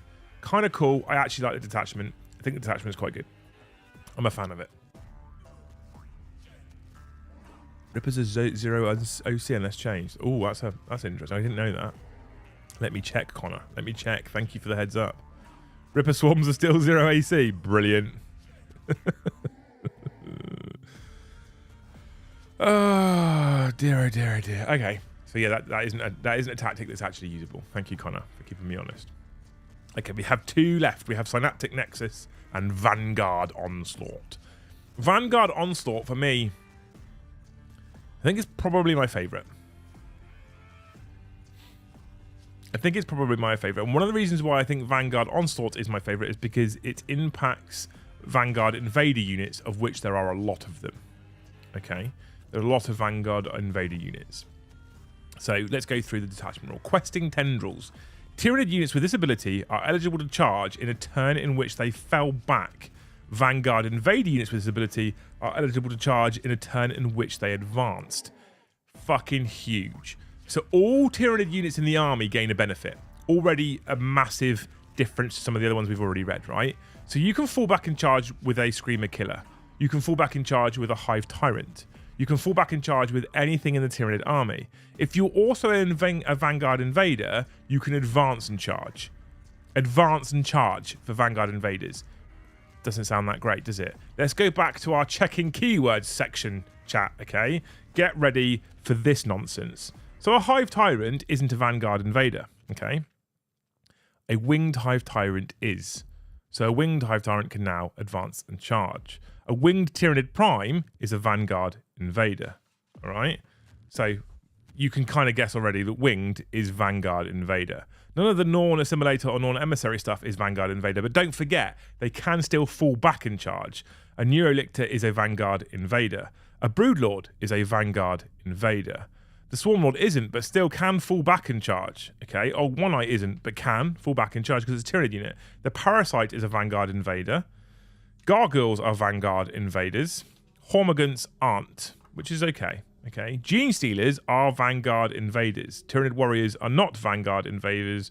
Doesn't matter whether they have bioweapons or melee weapons, ranged weapons. They're not Vanguard Invaders. And neither are Neurogaunts, okay? Raveners aren't actually Vanguard Invaders, which surprises me because they're kind of a fast unit. I thought they would be. Biovores and Pyrovores aren't. Carnifexes aren't. Deathleaper is a Vanguard Invader. So Deathleaper can advance and charge. An Exocrine isn't. A Harpy is a Vanguard Invader. A Hive Crone is a Vanguard Invader. The Haruspex and the Hive Guard aren't. A Lictor, however, is a Vanguard Invader. A Malceptor isn't. A Morlock isn't. A Mucilid Spore, a Psychophage, and Rippers are not Vanguard Invaders. Screamer Killers aren't. Spore Mines aren't. The Tervigan isn't. The Spore Cyst isn't. The Toxocrine isn't. The Trigon isn't. The Tyrannofex isn't. The Tyrannocyte is a Vanguard Invader as well. Not sure why you'd want to advance and charge that, but it is. Tyrant Guard aren't. Venom Throats aren't. Zoanthropes aren't. Von Ryan's Leapers are Vanguard Invaders. Okay? So, if you think about that, Lictors, if you think about Winged Hive Tyrants, if you think about Broodlord and Gene Stealers, Von Ryan's Leapers, they're all Vanguard Invaders. Okay?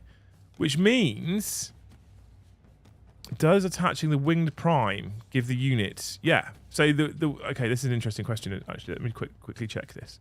So, the Winged Tyranid Prime... Where is he? Winged Tyranid Prime is a leader. He can be attached to gargoyles, Tyranid warriors with melee weapons, Tyranid warriors with ranged weapons. So and the detachment rule affects Vanguard Invader units. So if you attached the winged Tyranid Prime to a unit of Tyranid warriors with bioweapons, melee bioweapons, they become a Vanguard Invader unit. They can then advance and charge. Not forgetting that, so if you remember, right, chat, Assimilation Swarm, you need a Harvester unit. Unending Swarm, you need Endless Multitude keyword, and there's only 4 units with that. Think about Crusher Stampede only affects monsters. The army ability for Vanguard Onslaught is fall back and charge. That's army-wide fall back and charge. Everything can fall back and charge. Doesn't matter what it is. All of that stuff that I've just said is Vanguard Invader, they also get to advance and charge. This detachment is the one that I think will see a lot of play, if I'm honest with you. The other rule that they gain is Vanguard Prime. The Death Leaper loses the Hunter Organism rule and can be your Warlord. So Death Leaper can be your Warlord, which otherwise he can't normally. Okay, we'll go into that when we go to his rules later. Hunting Grounds is a 1 CP, not 1 CP, is an enhancement. Tyranid model only. While the bearer is on the battlefield, each time your opponent sets up a reserve unit on the battlefield, roll 1d6. On a 2+, that unit must take a battle shock test. What the fuck? There's no range to that. That's an enhancement. I have it on my leader, on my whichever my Tyranid leader is. Tyranid model doesn't need to be a Vanguard Invader. I could put this on anything. You set up a unit, roll a d6 on a 2+, take a battle shock test. Okay, brilliant. Chameleonic is another enhancement. That is a Vanguard Invader model only. The bearer has the stealth ability, and each time a ranged attack targets the bearer's unit, models in that unit have the benefit of cover against that attack. Again, think about this on a winged Tyranid Prime leading some Tyranid warriors. It's not bad. Stalker, Vanguard Invader model only. At the start of the battle, select one enemy unit. Each time the bearer makes an attack that targets that enemy unit, add 1 to the hit roll and add 1 to the wound roll. Not bad. And Neuronode, Tyranid model only. After both players have deployed their armies and determined who has first turn, you can select up to 3 Vanguard Invader units from your army and redeploy all of those units. When doing so, any of those units can be placed into strategic reserve, regardless of how many units are already in strategic reserve. What the fuck? Neuronode's great. Redeploy 3 Vanguard Invader units. Like that. It's a great enhancement. Really good enhancement. Vanguard Onslaught. My opinion, top detachment. My opinion. Okay? Maybe I'm wrong. I'm happy to be wrong on this one. But my opinion, top detachment. Surprise Assault is... Okay, so you've got 6 stratagems, of course. You've got 1 2 CP stratagem. The other are all 5 CP. So we'll start with the 2 CP stratagem as we do so far. The Hypersensory Cilia. Okay? 2 CP. In your opponent's movement phase, just after an enemy unit ends a normal, advance, or fallback move.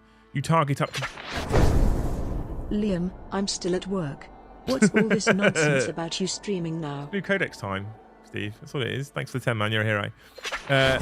So you target up to 2 Vanguard Invader units from your army that are within 9 inches of that enemy unit, or 1 other Tyranid infantry unit from your army that's within 9 inches of that unit. Those selected units can make a normal move of up to 6 inches. You cannot target units that are within engagement range of 1 or more enemy units. So you move your units towards my Vanguard Invader units and I don't want you to charge me, just move 6 inches away. Decent for 2 CP. 2 CP for 2 Vanguard Invader units. Surprise Assault is 1 CP. In your shooting or fight phase, you select 1 Vanguard Invader unit from your army that has not been selected to shoot or fight. The enemy unit must take a battle shock test. Until the end of the phase, each time a model in that unit makes an attack that targets that enemy unit, add 1 to the hit roll. If the battle shock test was failed, add 1 to the wound roll. Decent for 1 CP. Vanguard Invader means it impacts quite a lot of units.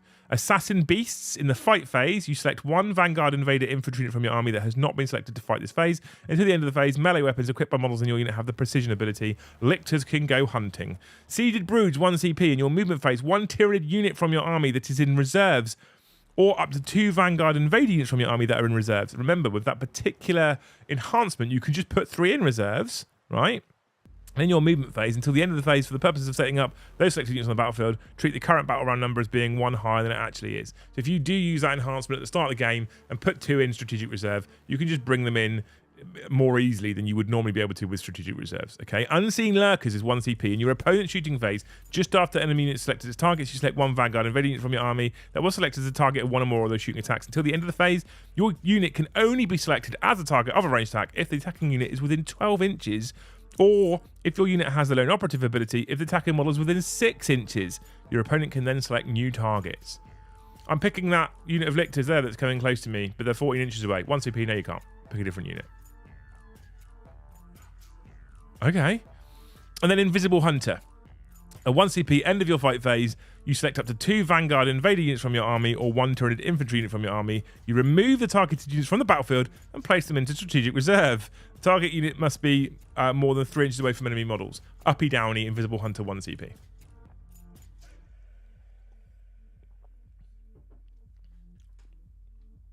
Something tells me they want to sell some new Lictor models.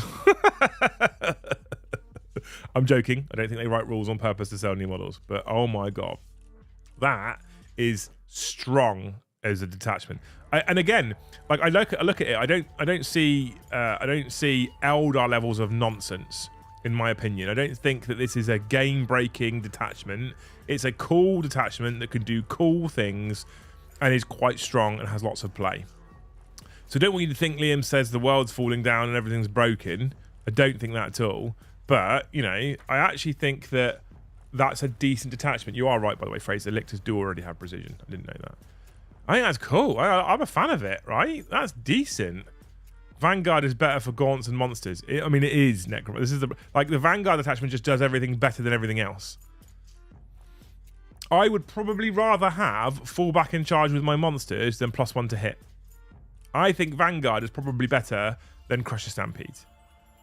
In my opinion. Mayor Michael, thank you so much for becoming a Jarl tier member, you fucking legend.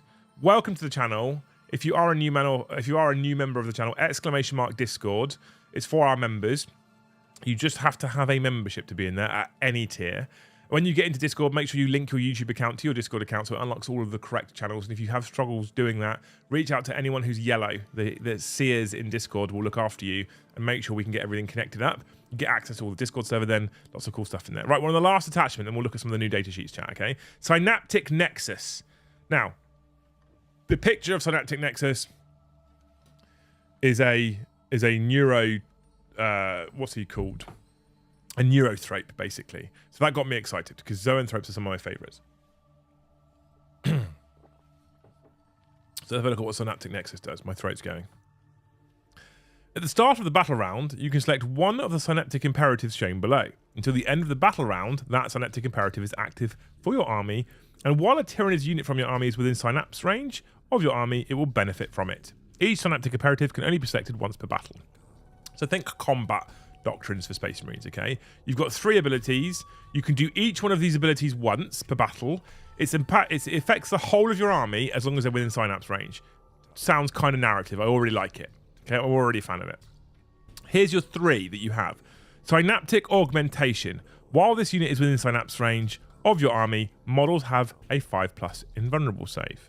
You then have Surging Vitality. While this unit is within synapse range of your army, add 1 to advance and charge rolls made for this unit. And then Goaded Slaughter. While this unit is within synapse range of your army, each model in that unit makes a melee attack, add 1 to the hit roll. I think that's kind of cool. I like it. It's narrative, it's fun, it's Tyranid. I'm a big fan. Okay? So I kind of like that. They're not breaking. They're not incredible. They're like old synaptic imperatives, toned down a little bit. I think it's cool. I like it. I'm a fan of it, right? Power of the Hive Mind. Tyranid Psycho Model. This is enhancements now, by the way. Tyranid Psycho Model only. Improve the strength and armor penetration characteristics of psychic weapons used by the bearer by 1. Like it already. Like it. Psychostatic Disruption. Tyranid Synapse Model only. Each time enemy units... Oh, fucking hell. Words, Liam. It's Saturday morning, chat. I should probably still be in bed.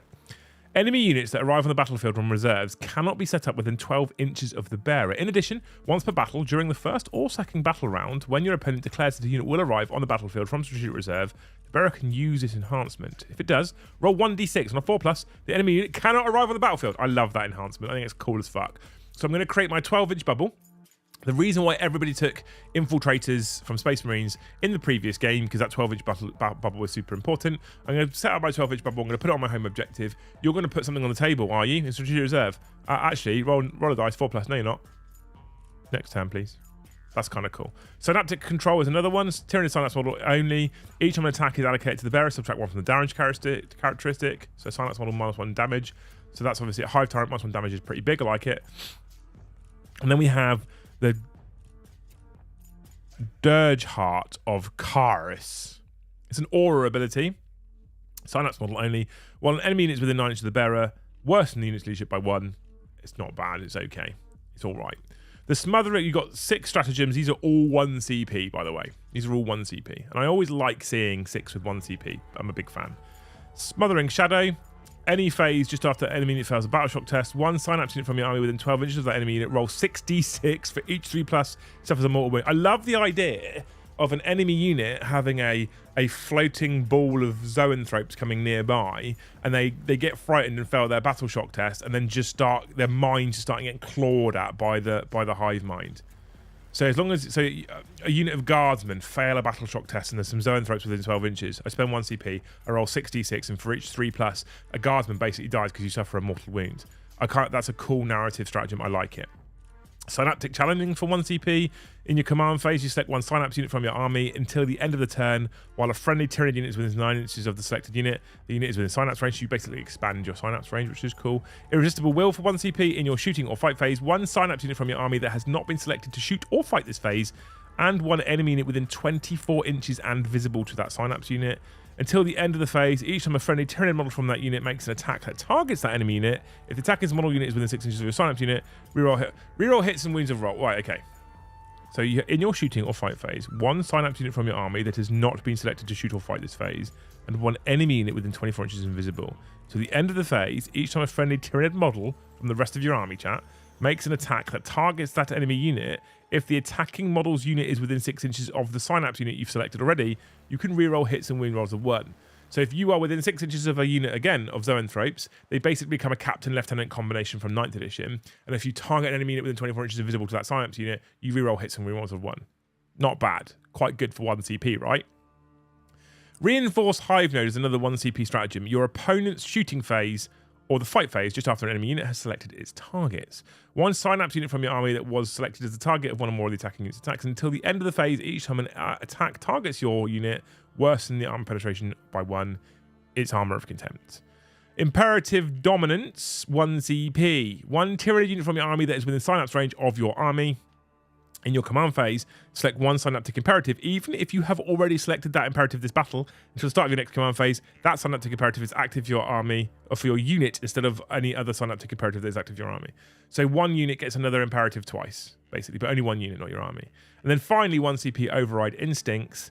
In your movement phase, 1 Tyranid unit from your army that's within Synapse range of your army and made a fallback move. Your unit is eligible to shoot and declare a charge this turn. 1 CP to fallback, shoot and charge is decent. It's really good, okay? It's really, really good. That is the detachments and the stratagems. Gear Overlord, thank you so much for the 20 gifted. You absolute fucking hero. Look at you, beautiful people. On a Saturday morning as well. Thanks so much for the 20, man. You're an absolute legend. Thank you for gifting all those beautiful memberships. Make sure you guys get yourself in Discord. I'm gonna have a quick wee now. We're gonna have a wee break, right? We've been going for 1 hour and 20. Have a quick wee break. Then we're gonna jump into some of the units we've not seen before, because most of the rest have actually remained pretty similar to what they were in the data cards, okay? But I actually think that I would rate Vanguard Onslaught as my favorite by far. Synaptic Nexus I actually really like because it's just Synapse range stuff. I think it's quite good and it works on lots of things, right? Invasion Fleet, the original one, is probably up there with my 3rd favorite, maybe then Crusher Stampede, probably then Assimilation Swarm, probably then Unending Swarm, in my personal opinion. That's the order I would go in. But I still think Vanguard Onslaught is the one that we will see the most of. And if I am correct, it's the one that Joe's planning on running on Tuesday. I'm having one big issue with what I'm seeing so far. The big takeaway from 9th was too many stratagems. Ben, I 100% agree with you with 9th edition. However, these 6 stratagems, I've read out 36 stratagems, right? But there's only 6 per detachment, so they haven't added more. They've added more, but they've not added more. So what I mean by that is, if I'm a Tyranids player, and you're coming up against me as a Tyranids player, I no longer have 3 to 6 pages of stratagems that you need to be aware of, okay? I have 1 detachment, so what you could arguably do is you could skim the 6 stratagems at the start of the battle, and you've got a rough idea as to what I do. So you don't get all of these. You can't run a Vanguard Onslaught and an Assimilation Swarm. You can't do that, okay? So at the moment, you have to worry about all the core stratagems, which you have access to anyway, so you should probably know those or have an idea at least. And then you have to know the 6 your opponent's got, or the 6 that you've got. So it seems like there's loads, Ben, but I actually think this is good because you only get 6 of them. You don't get all of them. And I think that's a positive. I'm going to nip to the bathroom, chat. Talk amongst yourselves for a minute. I'll be right back. I'll literally be seconds, and you won't get a boo from Liz because she's out shopping.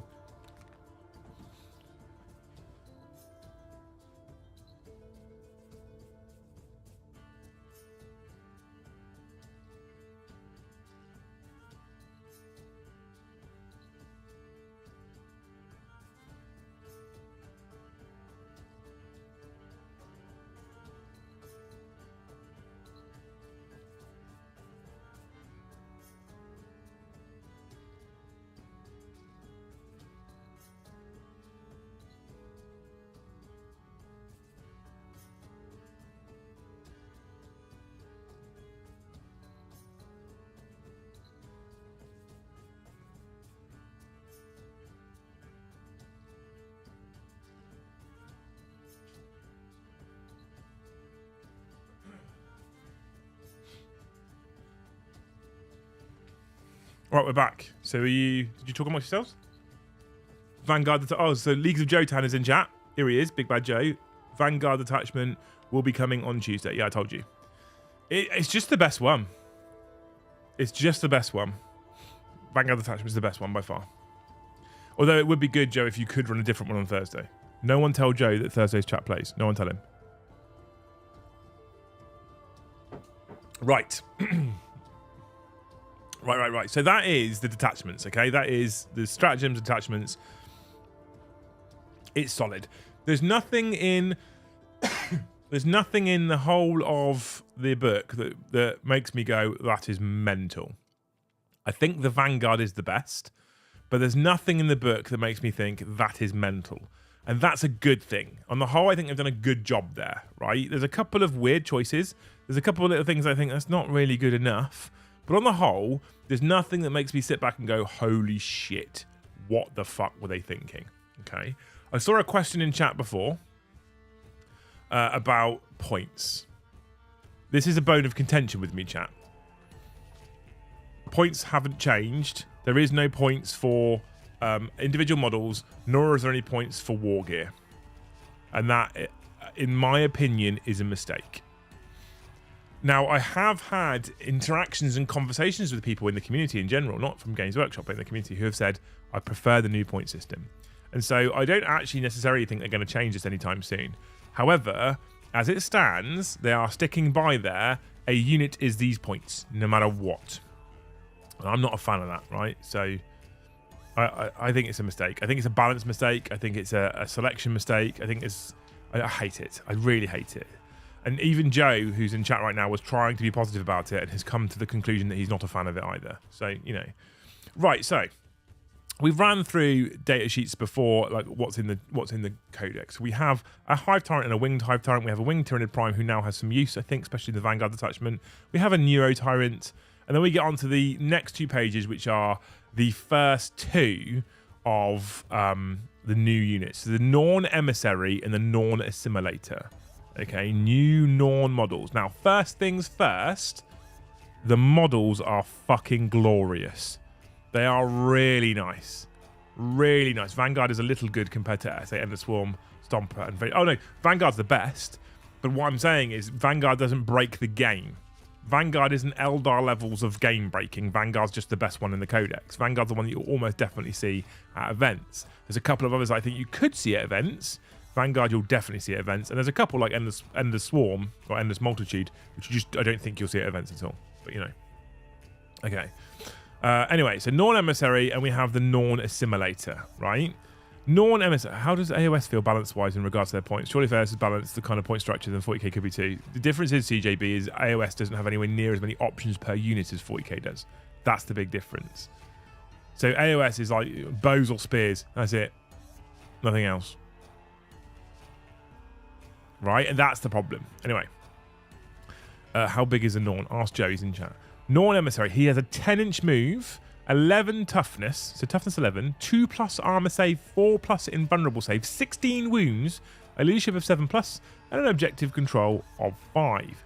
The leadership of 7+ doesn't sound great, but don't forget that he is a Synapse model and therefore will be in range of himself, so will always take his leadership checks on 3d6. He has ranged weapons, which is his psychic tendril, and he has to pick one of these 3. So he has Neuroparasite, which is a 18-inch precision psychic attack.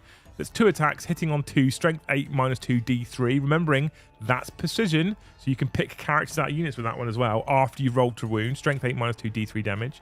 You have the Neuroblast, which is a blast psychic attack, 18-inch range, 2d6 blast, hitting on 2, strength 6, -2, 1 damage. And then you have the Neurolance, which is a Melter 2. So if you're within half range, you get an additional 2 damage, psychic attack. That hits on 2s with 2 attacks at strength 12, -3 d6 damage. So his range shooting is decent. It's very, very, very good. His melee weapons, he has Monstrous Scything Talons and Monstrous Rending Claws, which have the extra attacks ability. So between them both, he has 10 attacks. 6 with the Talons, hitting on 2s at strength 9, -2, 3 damage, and 4 with the Claws, hitting on 2s at strength 7, -2, 2 damage. Okay, he does brackets at 1 to 5 wounds and has -1 from the attacks from the hit roll. Sorry. He doesn't have any options. He just comes with all the stuff I've just told you. Okay, so he gets to pick one of those shooting attacks and he comes with all the stuff I've just told you. So he's got a Melter attack that can deal with tanks because it's a strength 12 Melter attack. He's got a Blast attack that can deal with infantry. He's got a Precision attack that can deal with characters. Yes, this man can do fucking everything. He does have Deadly Demise D6, so he can in fact explode. He has Shadow in the Warp and Synapse, and he has Singular Purpose. At the start of the first battle round, select one of the following. Select one enemy unit. Until the end of the battle, each time this model makes an attack that targets that unit, you can reroll the hit roll and you can reroll the wound roll, so he gets his own version of Oath of Moment. Or you can select one objective marker until the end of the battle. While this model is within range of that objective marker, it has the Feel No Pain 5+ Feel No Pain 5+ ability and an objective control characteristic of 15. He has Unnatural Resilience. This model has the Feel No Pain 4+ ability against mortal wounds. I mean, he's just good as a Norn emissary. He looks cool, he's good, and in terms of points, the Norn emissary is 285 points. So when you read the datasheet, you think, oh my god, he's amazing. When you realise he's near 300 points, you go, okay, all right, I think he's probably pointed about right. But I want one. I had to give my one to Joe to build, and I was very sad because I think he's so cool. You also have the Norn Assimilator, okay? So he has the same move, the same toughness, the same armor save, the same wounds, the same leadership, and the same objective control. It doesn't have an invulnerable save, however. It loses the invulnerable save, okay? It also is no longer a Psyker and is 20 points more, okay? Now, it has the Toxin Injector ranged weapon, which has the Harpooned ability, which is brand new. 12-inch range, so smaller range by 6 inches. It's got 2 attacks, it hits on 2s. It's strength 12, it's AP -3, and it's D6 +1 damage. After the bearer has shot with this weapon, select one enemy monster or vehicle unit hit by one or more of those attacks. Until the end of the turn, each time the bearer selects that unit as a target of a charge, add 2 to your charge rolls. So if you shoot at something with Harpoon, you get +2 to charge against it, which is quite nice.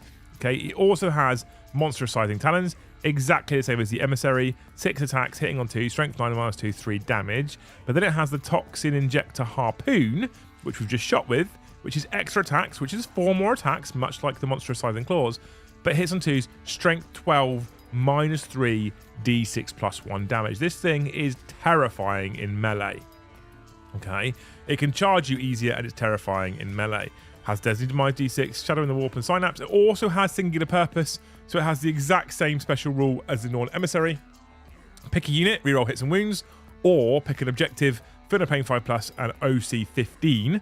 And then it has Harpoon Barbs. Once per turn, when an enemy unit within engagement of this model is selected to fall back, roll a D6. On a 2+, that unit suffers D6 mortal wounds. They're both really good. Either version is good. He's 305 points, the melee version, despite the fact that he hasn't got the invulnerable save. He's 305 points. I'm a fan. I think they're cool. I like it. Don't forget, by the way, Swarm, Hive Tyrants and stuff basically haven't changed from what we've already seen. It's why I'm not going over them, because they haven't really changed at all from what we've seen so far in our content. The Neurolictor is a new unit. I wanted this to be amazing. Is the Norn Emissary an epic hero? Monster, Psyker, Great Devourer, Synapse, Norn Emissary for the Norn Emissary. Norn Assimilator, Monster, Great Devourer, Synapse, Norn Assimilator. So no, it is not an epic hero. You can take 3 of them. So the Neurolictor. I wanted this to be cool as hell. 8-inch move, toughness 5, 4+ armor save, 4+ invulnerable save, 7 wounds, 7+ leadership, OC of 1. Its melee weapons is piercing claws and talons, and it has precision. Okay, which means this character hunter, I say this character hunter, it's not an actual lictor, we'll get onto the lictor in a minute, has 6 attacks that hit on 2s. At strength 6, -2, 1 damage. It has lone operative and stealth, and it also has infiltrator, has shadow in the warp and synapse. Feeder tendrils. Each time this model destroys an enemy character, you gain a CP. I'm not sure how many characters you're killing with 6 attacks at 1 damage. 1 damage. In your command phase, select one enemy unit within 12 inches of this model. That unit must take a battle shock test. While an enemy unit within 12 inches of this model, if that unit is battle shocked, each time it makes an attack, subtract 1 from the hit roll. Each time a friendly Tyranid model from an attack that targets that unit, add 1 to the wound roll. If you make this guy 2 damage, he's suddenly decent. He's okay. He's still not game breaking, but he's just not very good. And as a Neurolictor, he's 60 points. So he is cheap, right? You could have 6. You could have 6. You have 3 assimilators and 3 emissaries. Yes, you can. You have 3 of each. You can do that. Accidentally bought 300 of new NIDs via the element link, blown by hobby load for the rest of the year in one go. Just don't tell the other half. I won't. I hope she's not listening because I read that out loud. I won't tell them, don't you worry. You're good. I'm glad you used the element thing. Thank you so much. Exclamation mark element. We then have the Broodlord, the Swarmlord, Old One Eye. We have the Parasite of Mortrex, Gargoyles, Hormagaunts and Termagants. They're all pretty much the same. Tyranid Warriors with melee weapons, terror weapons, range weapons. Geniuses, Neurogaunts, again all the same.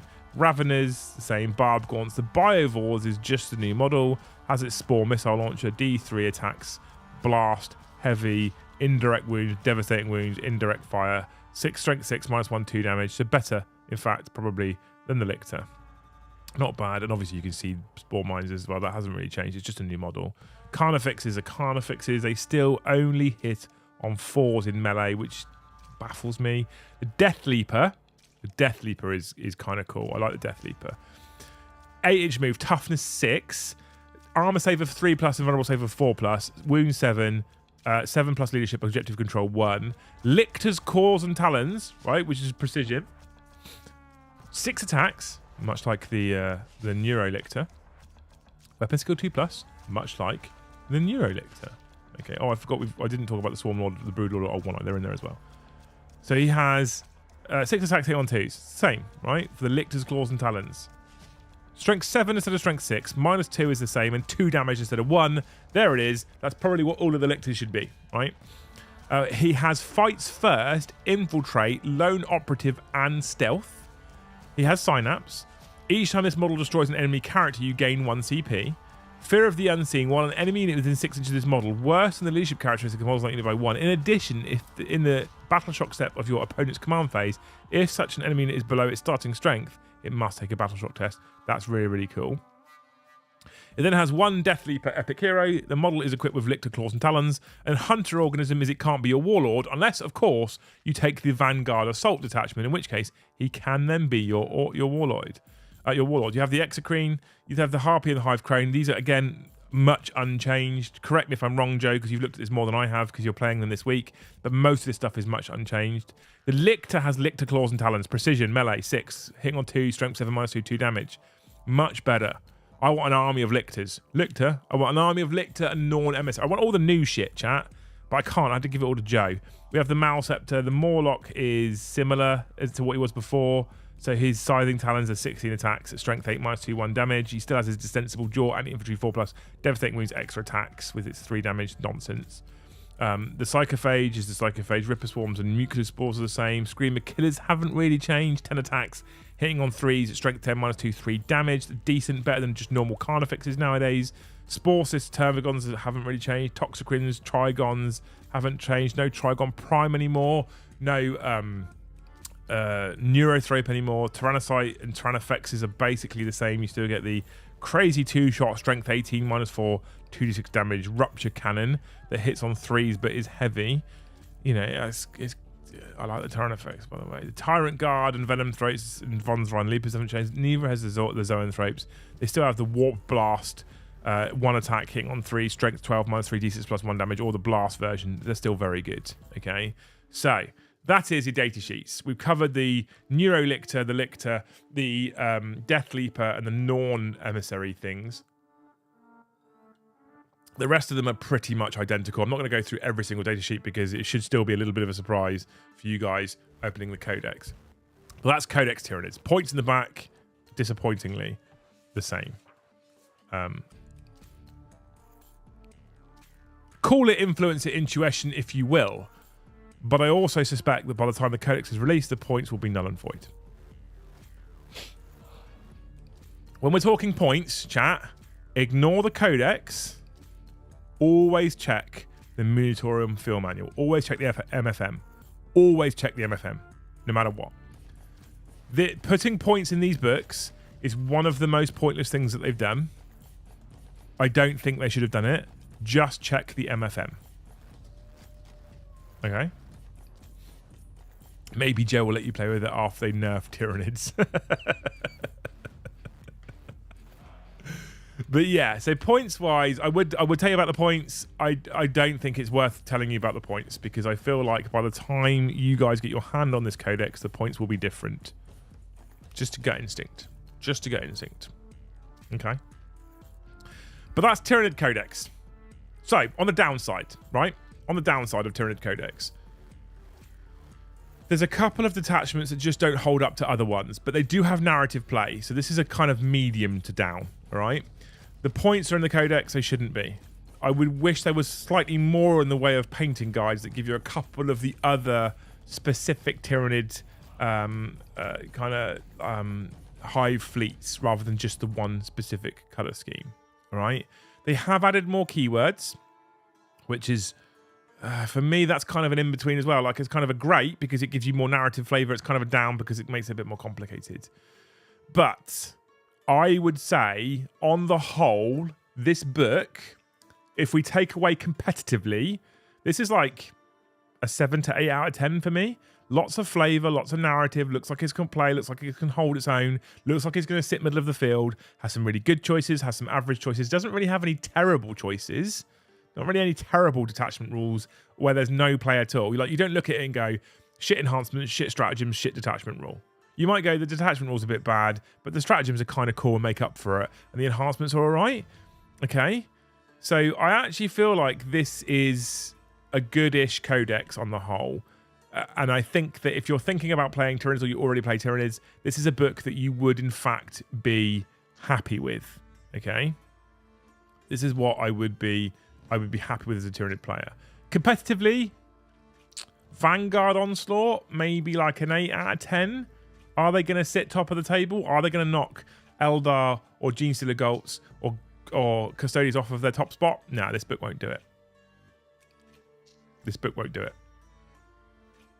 So I think this is a good codex on the whole. I think they're making steps in the right direction with the codex. The one big moan that I have about this, my biggest moan about this codex, my biggest moan that I'm going to probably be repeating for every faction throughout the whole of 10th edition, okay? My biggest complaint is to get access to all of the information that you really want to have access to as a Tyranid player, you're going to be paying for a codex, for data cards, and for a fucking app. And if you think about the fact that that app is a monthly subscription at $5.99, they have more than doubled the cost to get access to all of the rules for your army.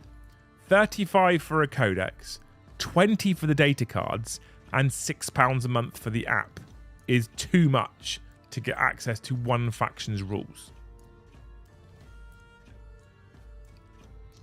That's my biggest complaint. Do you need the data cards? No. Do you need the data cards? Absolutely not. You can just run with the Codex. Now, GW haven't provided me with the data cards. I'm actually going to make the conscious choice of probably pushing the team back towards just using the Codex, if I'm honest with you. Genuinely. I'm going to push them back to just don't buy the... I would urge you people out there, and I don't like saying this, don't buy the data cards. They shouldn't be a £20 cost on top of the Codex. They shouldn't be.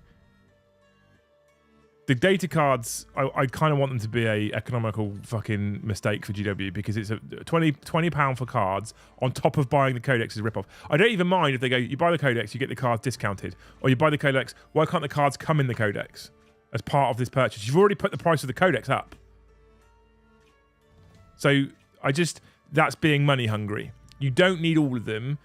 I'm a completionist. I'm a person who would want all of them. You don't need the cards. Arguably, you don't need the Codex. You could just buy the cards, and there is a cheaper point to entry.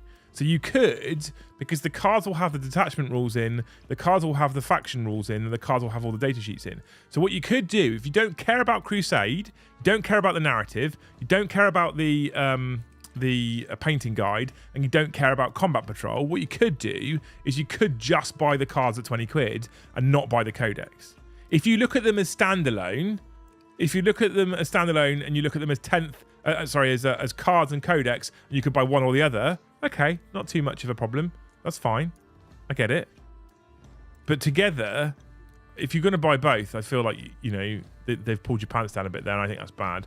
And especially when you consider that it's, again, like I say, a monthly £6 subscription to have the app at the same time.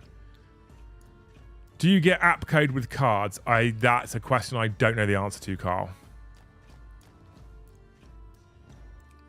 Arguably, you don't need them, just use Battlescribe. The problem is, Kelsia, in all seriousness, the problem is that people are going to do that now. Honestly. Because Battlescribe's now being updated, right? People are going to do that now. People are going to buy are going to use Battlescribe. They're not going to pay any money for this shit. It's just, it's part of the problem. Part of the problem is people, like, the things with Battlescribe, part of the issue with Battlescribe isn't the fact that it's better than necessarily what GW offer. It's the fact that GW drive them towards Battlescribe and equivalents and Wahapedia and stuff like that. People drive them, GW drive them that way. There's so many things they could do, and they go, no, we're going to put up more paywalls. More paywalls.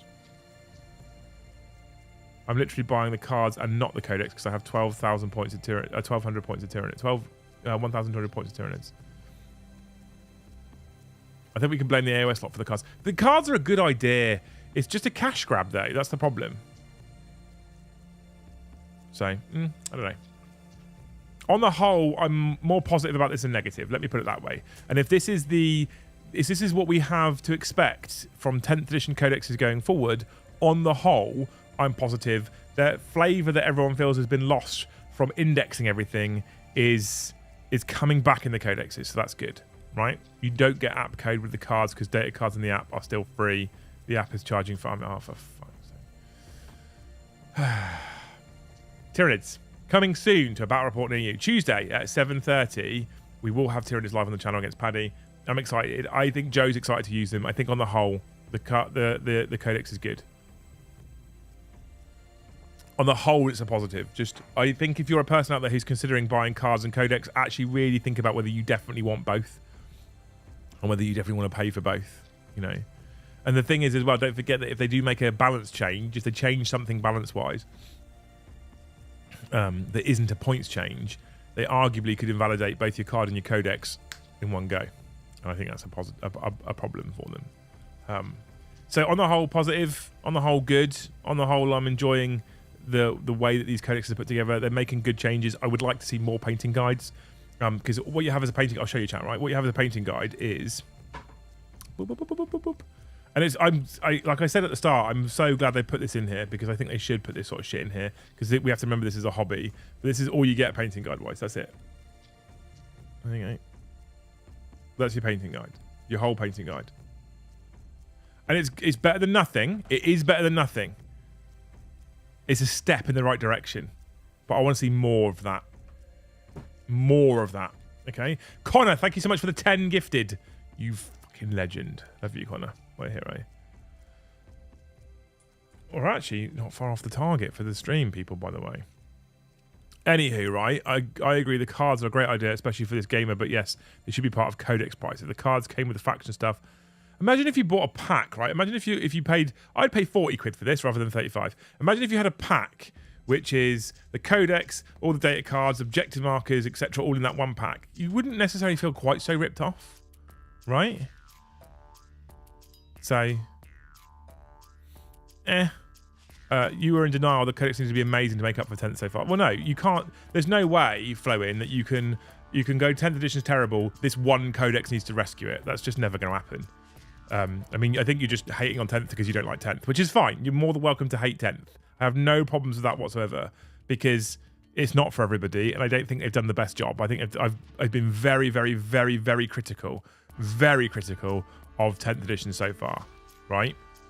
Because they've made tons of mistakes and they need to fix it. And I also am going to be slightly critical when they fix it, because when they fix it, I'm going to be like, hey, good job fixing it. But what you've just done is invalidated people's rule books or people's codexes or people's data cards or whatever. Like we talked about this on the stream on Thursday with the Nova reveals, when they said, oh, hey, we're going to be releasing the new Space Marine data cards. I'm like, wait, so people have had, like Tyranid people will have had data cards they would have paid for 2 months, and now they're looking at having to buy them again on top of buying their codex if they want both. That's bad. I am critical of what they're doing with 10th edition, but you can't spin the hopes of the whole edition on one codex. If the Tyranid codex is the sign of things to come for flavour and narrative, like I actually think this is a really good step in the right direction. I think it's good. Like, so you think it's middling, I think it's good. But we're going to have to agree to disagree there. Like, if you think the codex isn't good, fine, don't play Tyranids. And I totally respect that you don't think it's good, that you think it's middling. I think this is good. I think this is a good step in the right direction. I think this is a good sign, personally. And all I'm here to do is give you guys my opinion on this. Although I have to put the little ad thing in the title in the future, GW send me this and they say categorically to us, actually, we want your honest opinion. We don't want you to just be positive, and that's why I'm critical. I'm critical of the fact that the cards and codex are £55 combined, and that's in the UK, right?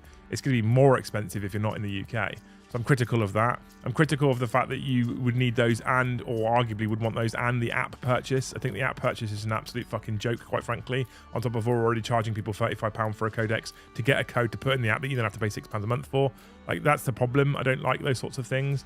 But in terms of the stripped back kind of a flavour narrative in the indexes compared to this, I think that these codexes offer better flavour than 8th and 9th, or this codex so far, singular, haven't seen others yet, we'll have to see how many there are, offers better flavour than 8th and 9th. Because no longer, if I still have my Simhan army, no longer would I just have to run the one detachment because I've painted them as Simhan. Like, I now get 6 detachments to choose from, and I can have my whole Tyranid collection be like, oh, today I want to bring swarms. So I'm going to get all my swarm stuff. I'm going to use my endless multitude. I'm going to bring all my monsters. I'm going to bring my Crusher Stampede. I think it's slightly, my personal opinion is this is offering better flavour than 8th and 9th, because you're not kind of shoehorned into a specific detachment because you've painted them as salamanders, for example. But that isn't the case for every faction right now, because every faction goes, here's your one way of playing, and that's a bit shit, to be honest with you. So Tyranids, I think Tyranid players are going to have lots of fun now, because Tyranid players are going to get the majority of the edition with 6 attachments that they can choose from. They can pick and choose and switch, right? So I think that's good, but it's, I don't know. I'm worried for the codexes that might have to wait 2 years before theirs comes out, but we'll see. We'll see. Anyway, thank you so much, True Sherlock, for 5 more gifted. You absolute hero. We are, well, I actually didn't think we'd get anywhere near the total today, chat, but we're not far away now. Thank you, you beautiful people. By the way, Flowin, I want to say this categorically as well, whilst you're still here in the chat. I'm not saying that you're wrong, and I'm not saying that I'm right. I'm just giving you my opinion, and I very much welcome your opinion. And it has been the case on streams in the past where I have come to the chat with an opinion, and they've actually convinced me otherwise. So I don't want you to think that because I think differently to you, it invalidates your opinion. This isn't one of those channels where I'm like, I'm right and you're wrong. That's not the case. I just give across my point of view and how I feel about it right now. And I will add the caveat that I want to be positive about 10th, And I have been being quite negative about 10th because I think they've made a number of absolute cock-ups. I don't think they've done a great job. So it isn't that I'm just a positive person for the sake of being positive. I want to be positive about 10th for a number of reasons. To be able to continue to play this game and this hobby on the whole, I have to play 10th because that's what everyone else around me is playing. That's what all the local events and tournaments are going to be playing. And if the channel went back to doing 9th edition, I see you suggest earlier do 9th edition battle reports, the content just wouldn't do as well. It would be a lovely world to think, well, hey, let's all rise up against this nonsense that is 10th potentially, and we all play 9th edition and everyone's happy and I have 500 viewers. It's just not going to happen. If I play a 9th edition game, we're just going to get less viewers over time because channels, social media profiles, this kind of stuff needs to keep up with the latest. Even if that latest is bad, we need to keep up with the latest, right? So I can't, in good conscience, just do 9th edition content. Will I do older battle reports in the future? Yeah, we've got plans to bring in a 2nd edition battle report, a 7th edition battle report, and all that kind of stuff, right? So, you know, I will be doing old games in the future, and I don't want to invalidate what you're thinking and saying. Honestly, it's not the case. Not the case at all. You're fully entitled to your opinion. And there's a couple of people that have messaged me lately and be like, I can't do it. I can't play 10th. I'm leaving the game, right? I'm like, you've got to do what's right for you. It's your hobby. You've got to do what makes you happy. And if you're miserable and you're not enjoying this, fine. Go and find something else to do. And I hope you genuinely find something that's fun that you can go and do and go and play and go and enjoy. I don't think that you should play this because it's 40k and that's it. That's 40k, right? So all you can do is you can only play 40k. You can play nothing else. We're looking at adding other games to the channel ourselves in the future. Joe and I have been talking about Age of Sigmar. We've been talking about, excuse me, we've been talking about Horus Heresy. We've been talking about Bolt Action. We want to add more in general to the channel because I don't like the one thing I don't like about the channel at the moment, if I'm honest with you, is the fact that we are kind of constrained by 40k. We kind of, the channel's success is kind of heavily leaning on one particular game system, and so we're at the hands of GW and their 10th edition or their 40k rules writing team right now, and 10th has shown me that I don't like that. I don't like to be in that place whereby if they murdered this so badly that no one played anymore, I'd be fucked. And let's be honest, on the whole, viewership across every channel is slightly lower than it was before. There's a ton of people that have said that they're really enjoying 10th edition. There's a lot of people that have just stepped away from it as well, right?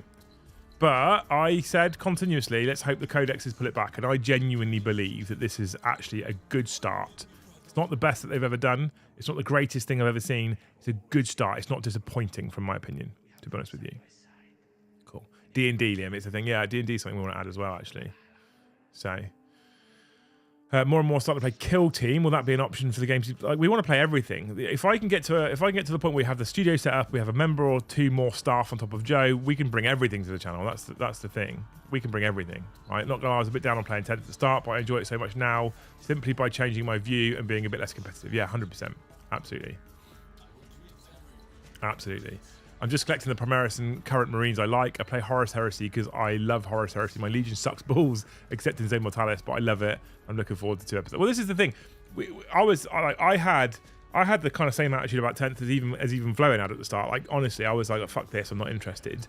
And then we had a chat as a team, and we were like, let's just change our kind of mindset and what we want from 10th edition and how we want to play 10th edition. And I think we're having so much more fun now. What we're working on in the background is playing less of the Leviathan mission pack stuff because it's kind of dull, and playing more custom scenarios, narrative scenarios and stuff like that, which is a lot more fun. Some of that we need space to do it. We're going to get there with the space, but that's some of the things we're looking to do to try and improve the content going forward and make it kind of less, oh, good, missions, secondary missions. Ugh. Because some people don't love it. But yeah, I'm excited. Anyway, I'm painting models to the 11th at this rate. It's interesting how polarizing it is, actually. You listed any GW games, any plans for other games like Malphite? Yeah, so I did say Bolt Action, Star Wars Legion, Shatterpoint, These are all games I've played. What's the other one? BattleTech, Alpha Strike. They're all games I've played, which I think are quite good fun. You know, the whole world. There's a whole world of games out there. And here's the thing, right? Here's an honest opinion about everything GW are doing. I am still a monumental fan of 40k as a universe, as a narrative, as a model set. This is not my most favorite rule set we've ever had. Okay. This isn't even close to my most favorite rule set we've ever had. My personal favorite rule set we've ever had in 40k was 7th. Very controversial in itself. But that was my most favorite rule set in 40k. GW are arguably the giant in this space by a long margin, by a big margin, right? GW are the giant in this space. However, there has been many corporate giants before in many different industries who have rested on those laurels and continued to stick out dog shit. Continue to stick out dog shit, right?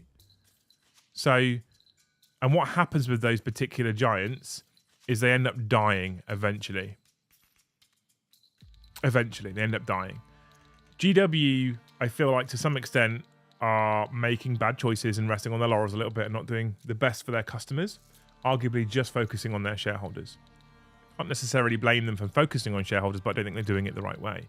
And so other gaming systems will start to emerge and become more popular because hobbyists won't stop being hobbyists. If 40k goes to a point where it's actually terrible, the hobbyist won't stop being the hobbyist, right? They won't stop playing tabletop war games just because 40k is bad.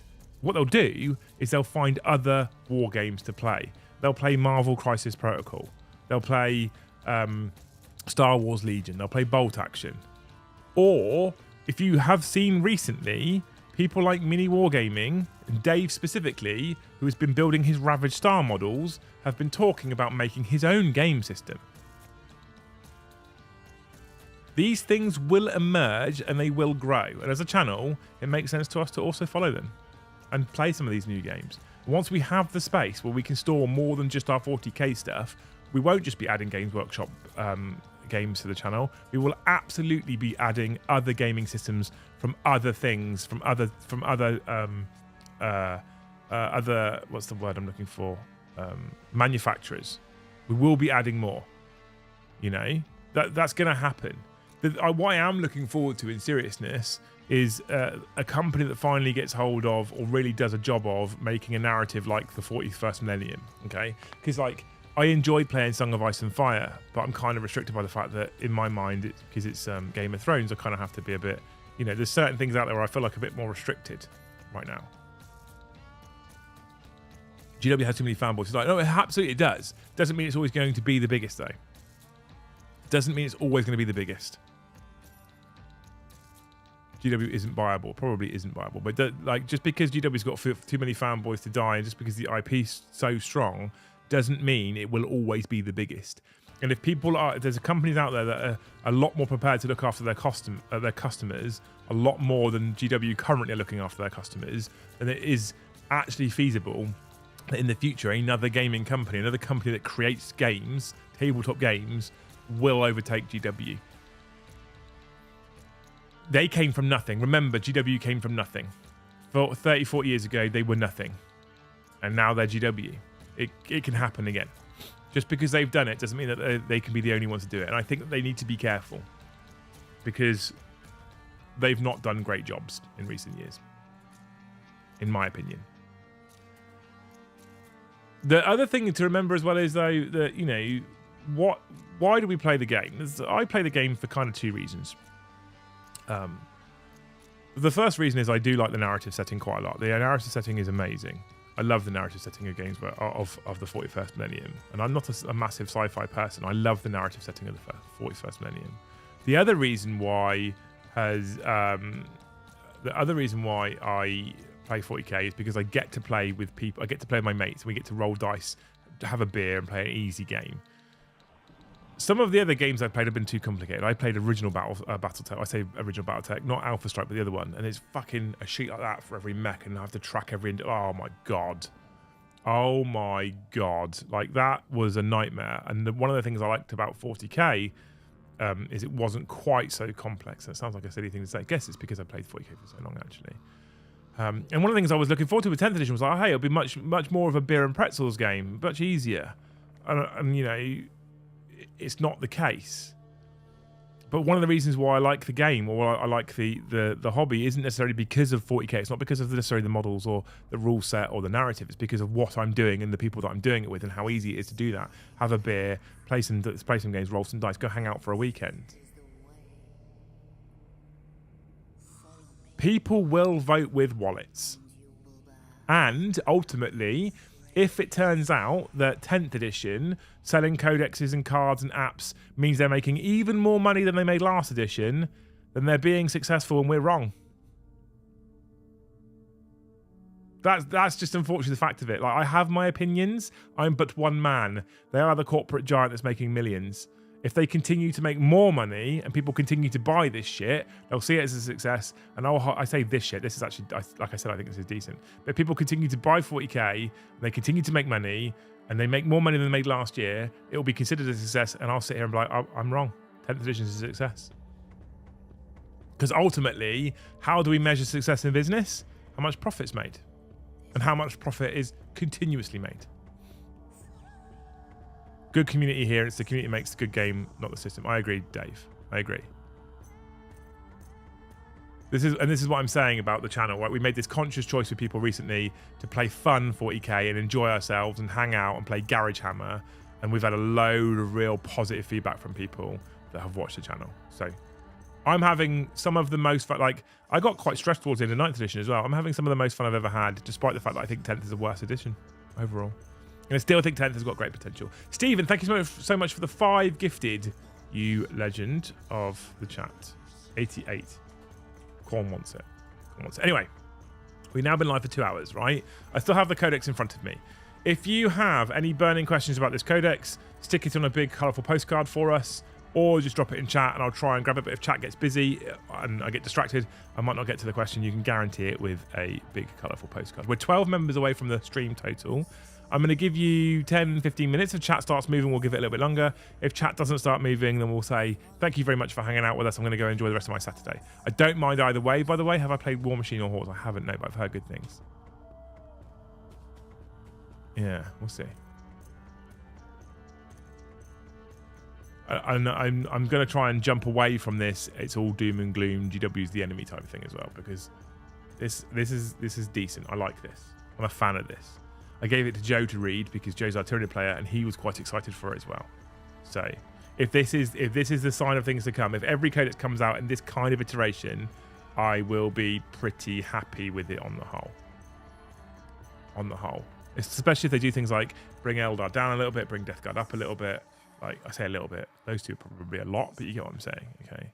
Pyovore, Biovore, single model or unit. Let's have a look, shall we? Here we go. This is the sort of little niggly questions you can ask right now. Can we upgrade our basic codes for the Collector's Edition? You can buy the Collector's Edition if you want, Jay. You're welcome to. You can buy the Collector's Edition. Biovore, unit of 1 to 3. Pyovore, unit of 1 to 3. There you go. Look at that morning light. I know. The curtains are shut. I hate having the curtains shut in the morning. Hate having the curtains shut. But the reason why I have to have the curtains shut is because if I open it, watch this, chat. I just glow then. Sun's shiny outside. The reason I was going to return is a bunch of my old high school friends from back in the day are all starting back up, so I was going to join them. However, it seems many armies need their codexes. It's playable. Depending on what you are looking at running, what army you're looking at using, the game is definitely still playable. And compared to when they indexed 8th edition, you've still got more narrative flavour than you had at the indexes of 8th edition, to be fair. It's not a bad time. If you didn't... When did you stop playing? Does it say? I don't know when you used to play. But if you haven't played 7th or 8th edition, if you haven't played 8th or 9th edition, sorry, it's not a bad time to get involved in the hobby. If you don't have a preconception as to what you're expecting, if you didn't play 8th and 9th and you don't have an expectation, I think you could enjoy this. I think most of the people that have a problem with 10th are the people that played 9th, to be fair. My buddy is new to the NID army. Any standout unit you could recommend? So the Norn Emissary is both a beautiful model and a good new unit. You can build it as either. That's quite cool. The new Gene Stealer kit is very, very pretty. Joe's got nice things to say about that. I mean, zoanthropes are cool looking bugs in my opinion. There's not really bad. I don't think it's bad, to be fair. There's probably better people in Tyranids who play Tyranids, Majestic Purple Biscuit, who can help you out. Joe can definitely help you out. Glow like an angel, yeah, actually. Can more than one Biovore unit create spore mines, or have they made it a single unit a turn now, says Craigie B. People interested in Biovores. These new models working for them, right? Once per turn in your shooting phase, when selected to shoot, one unit with this ability can use it instead of making any attacks with its ranged weapons. If it does, you can add one new Spore Mine unit to your army and set it up anywhere on the battlefield that's wholly within 40 inches of this model, more than 9 inches horizontally away from enemy units. That Spore Mine unit contains one model for each model in this unit. So one unit can use it per turn. Okay. There you go. I used to play 20 years back in 1995-2000. Okay, so you're not going to have any preconceptions as to what this rule set should be. So jump in, get involved. I think it's great. I think you'll have fun, honestly. Is it one Biovore and one Harpy per turn? Yeah, it is. The Harpy's probably the same. Let's have a look. Harpy, Spore Mine assists, C Spore Mines. Each one of the small lines is a normal move. You can select one of a unit.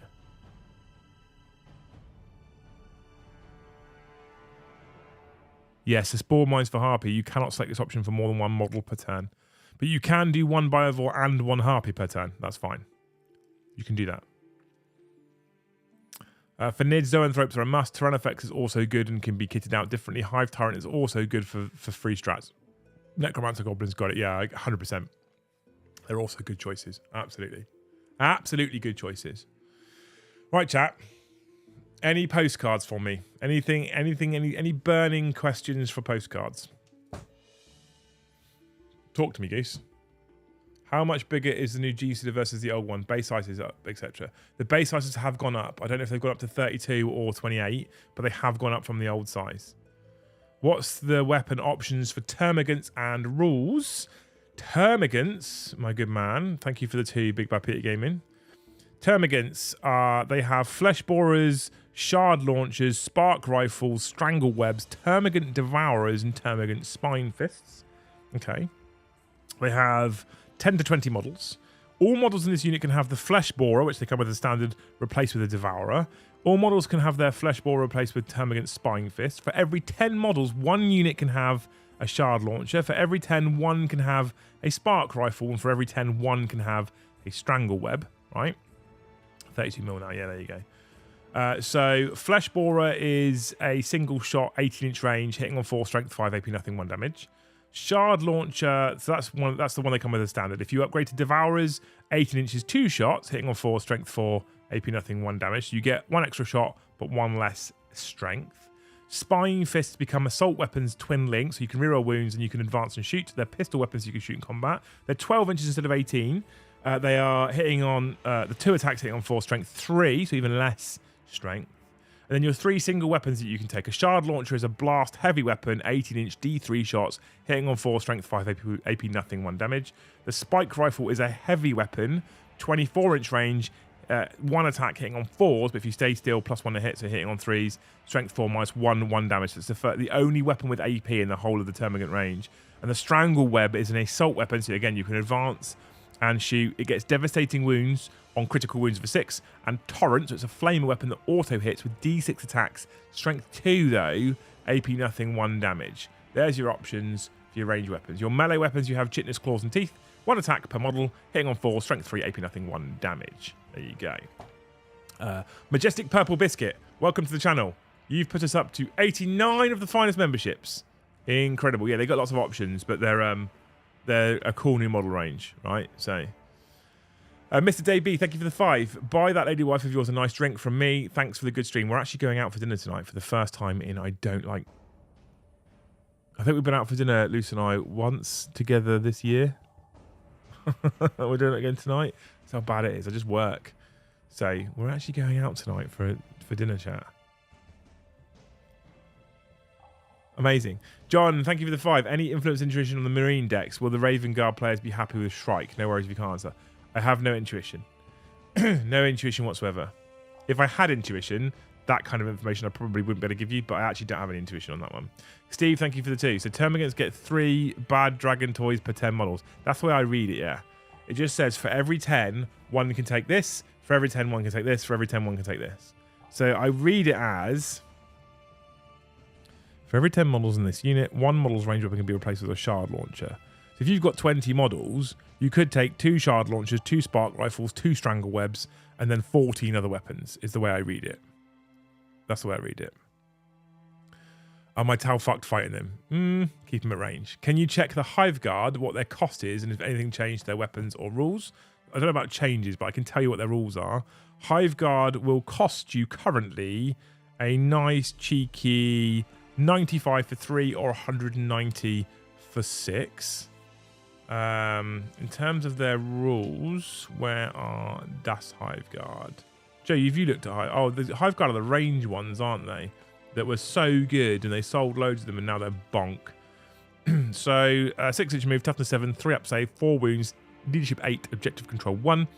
Their impaler cannon is indirect heavy, 4 attacks at 36-inch range, hitting on 4s, but if you stay still, hitting on 3s. Strength 5, -1 damage. Their shock cannon is anti-vehicle 2+, 24-inch range, 2 attacks, hitting on 3, strength 7, -1, 3 damage. Seems like a decent one, the shock cannon.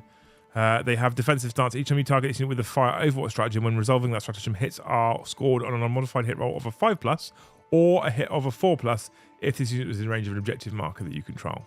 There you go. That's what Hive Guard can do. There's a good chunk of lore about the GSC cultists realizing at the last moment that they're just food, and that breaking the psychic hold on them. That's cool. Hive Guard are trash, says Joe. Yeah, he doesn't like the idea of Hive Guard. Have you played Word of Tanks? No, I haven't, no. Any other questions, chat?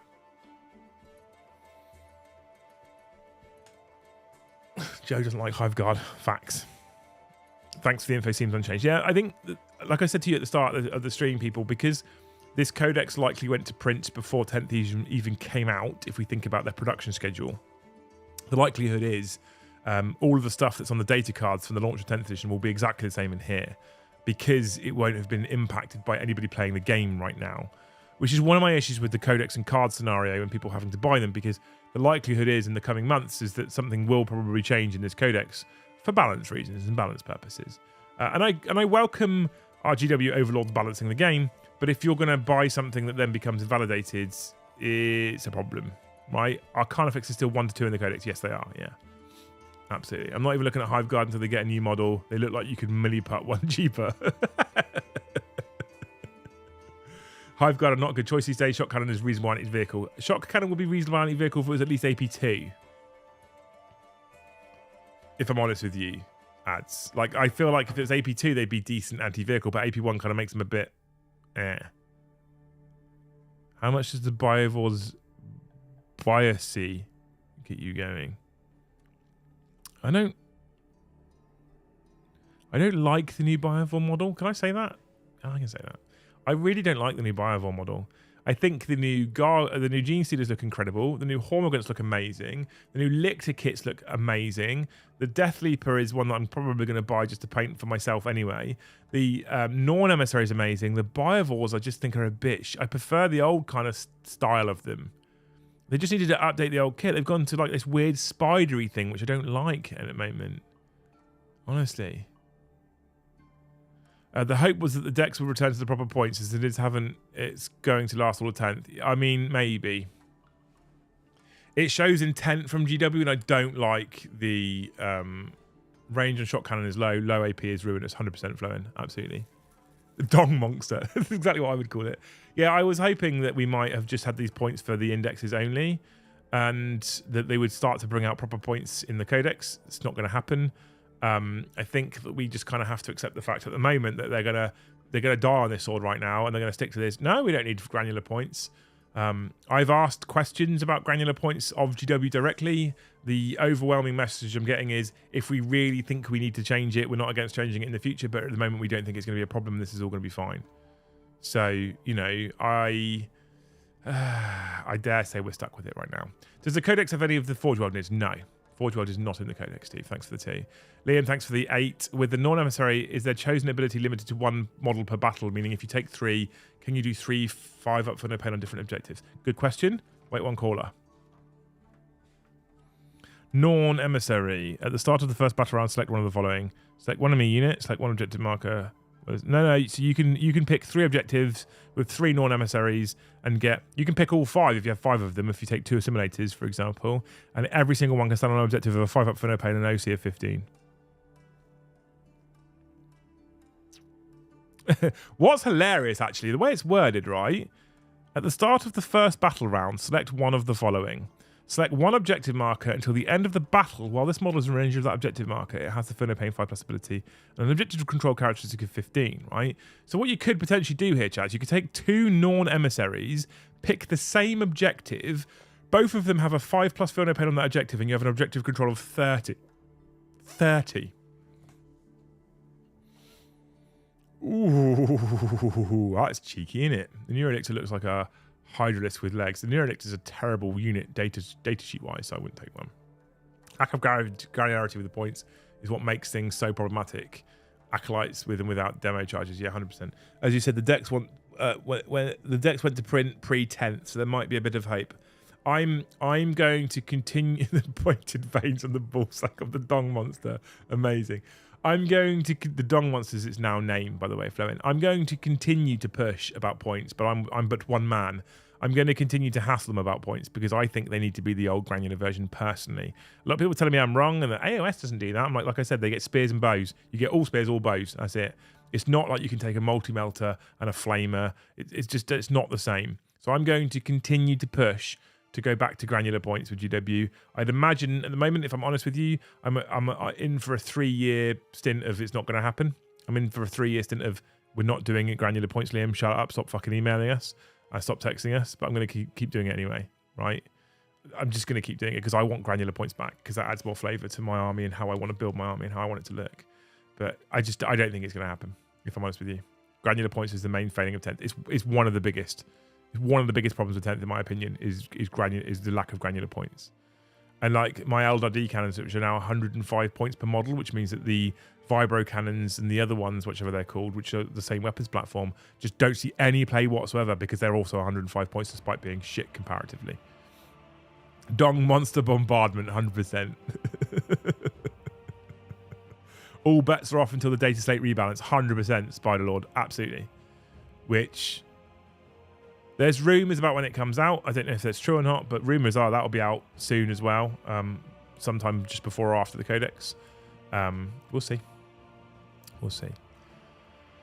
Anyway, make Joe play the Nids against the Jotan and he might not paint much overpowered Nid stuff. Right, anyway. I feel like we're done now, chat. So we're nearly at 2.5 hours. You've got 8 minutes now. I'm going to actually call official close to this Codex review at 12:30. At some point this week, I will then do my pre-recorded version of this. The feedback I got at the start of the stream when I said that what I'm going to do is on launch day, we're going to do a read-along where we react live, okay? And then after we've done that, for actual release day, we'll do the proper pre-recorded one.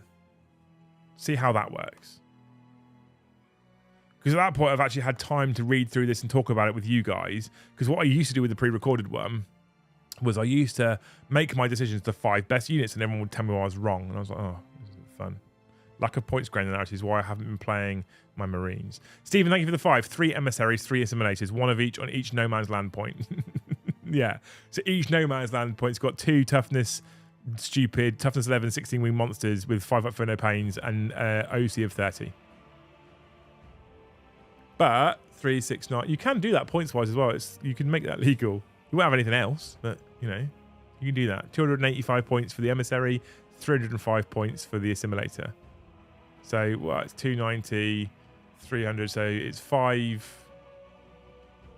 No, you can't do it. Yes, you can do it. 590. So 600. So 1200. So 1800 minus 30. So 1770 points will get you that. You've still got some points to spend. Ads, thanks for the 5 donation just to support the channel and the lovely human that runs it. Also, Joe, obviously. Adam, thank you, man. You're a hero. What a legend. Sven, thanks for the 5. Cheers for this, dude. You're welcome. I think it's cool. We're a live channel nowadays. We're not really a pre-recorded channel nowadays. We're a live channel nowadays. This kind of just leans into what we do. 11 members to hit the target. I put that target up as a joke after last night, by the way. I didn't think you'd get anywhere near it. All right, mate. Good morning and now later. Have a good one. Anyway, I hope you guys have enjoyed this. I'm now going to go and... I don't know what I'm going to do, actually, for this afternoon. I've got to hoover the house. That's the thing I've got to do. We've got to book a taxi for this evening because I've decided I want to go and have some beers with my meal out with my lady wife. And then what I might do this afternoon is I might play a little bit of Starfield, perhaps. Saturday live stream. What's the occasion? I mean, I think the title gives it away. Keith, maybe? Just maybe? Getting a security walking on the LCA page on Firefox. Oh, hang on. Darryl said I need to do something with that to change it. Nightbot. I'm not sure. He needed me to change the command slightly. HTTP. I think he wants me to just get rid of the S on HTTPS. I think that's what we do. I think that fixes the problem.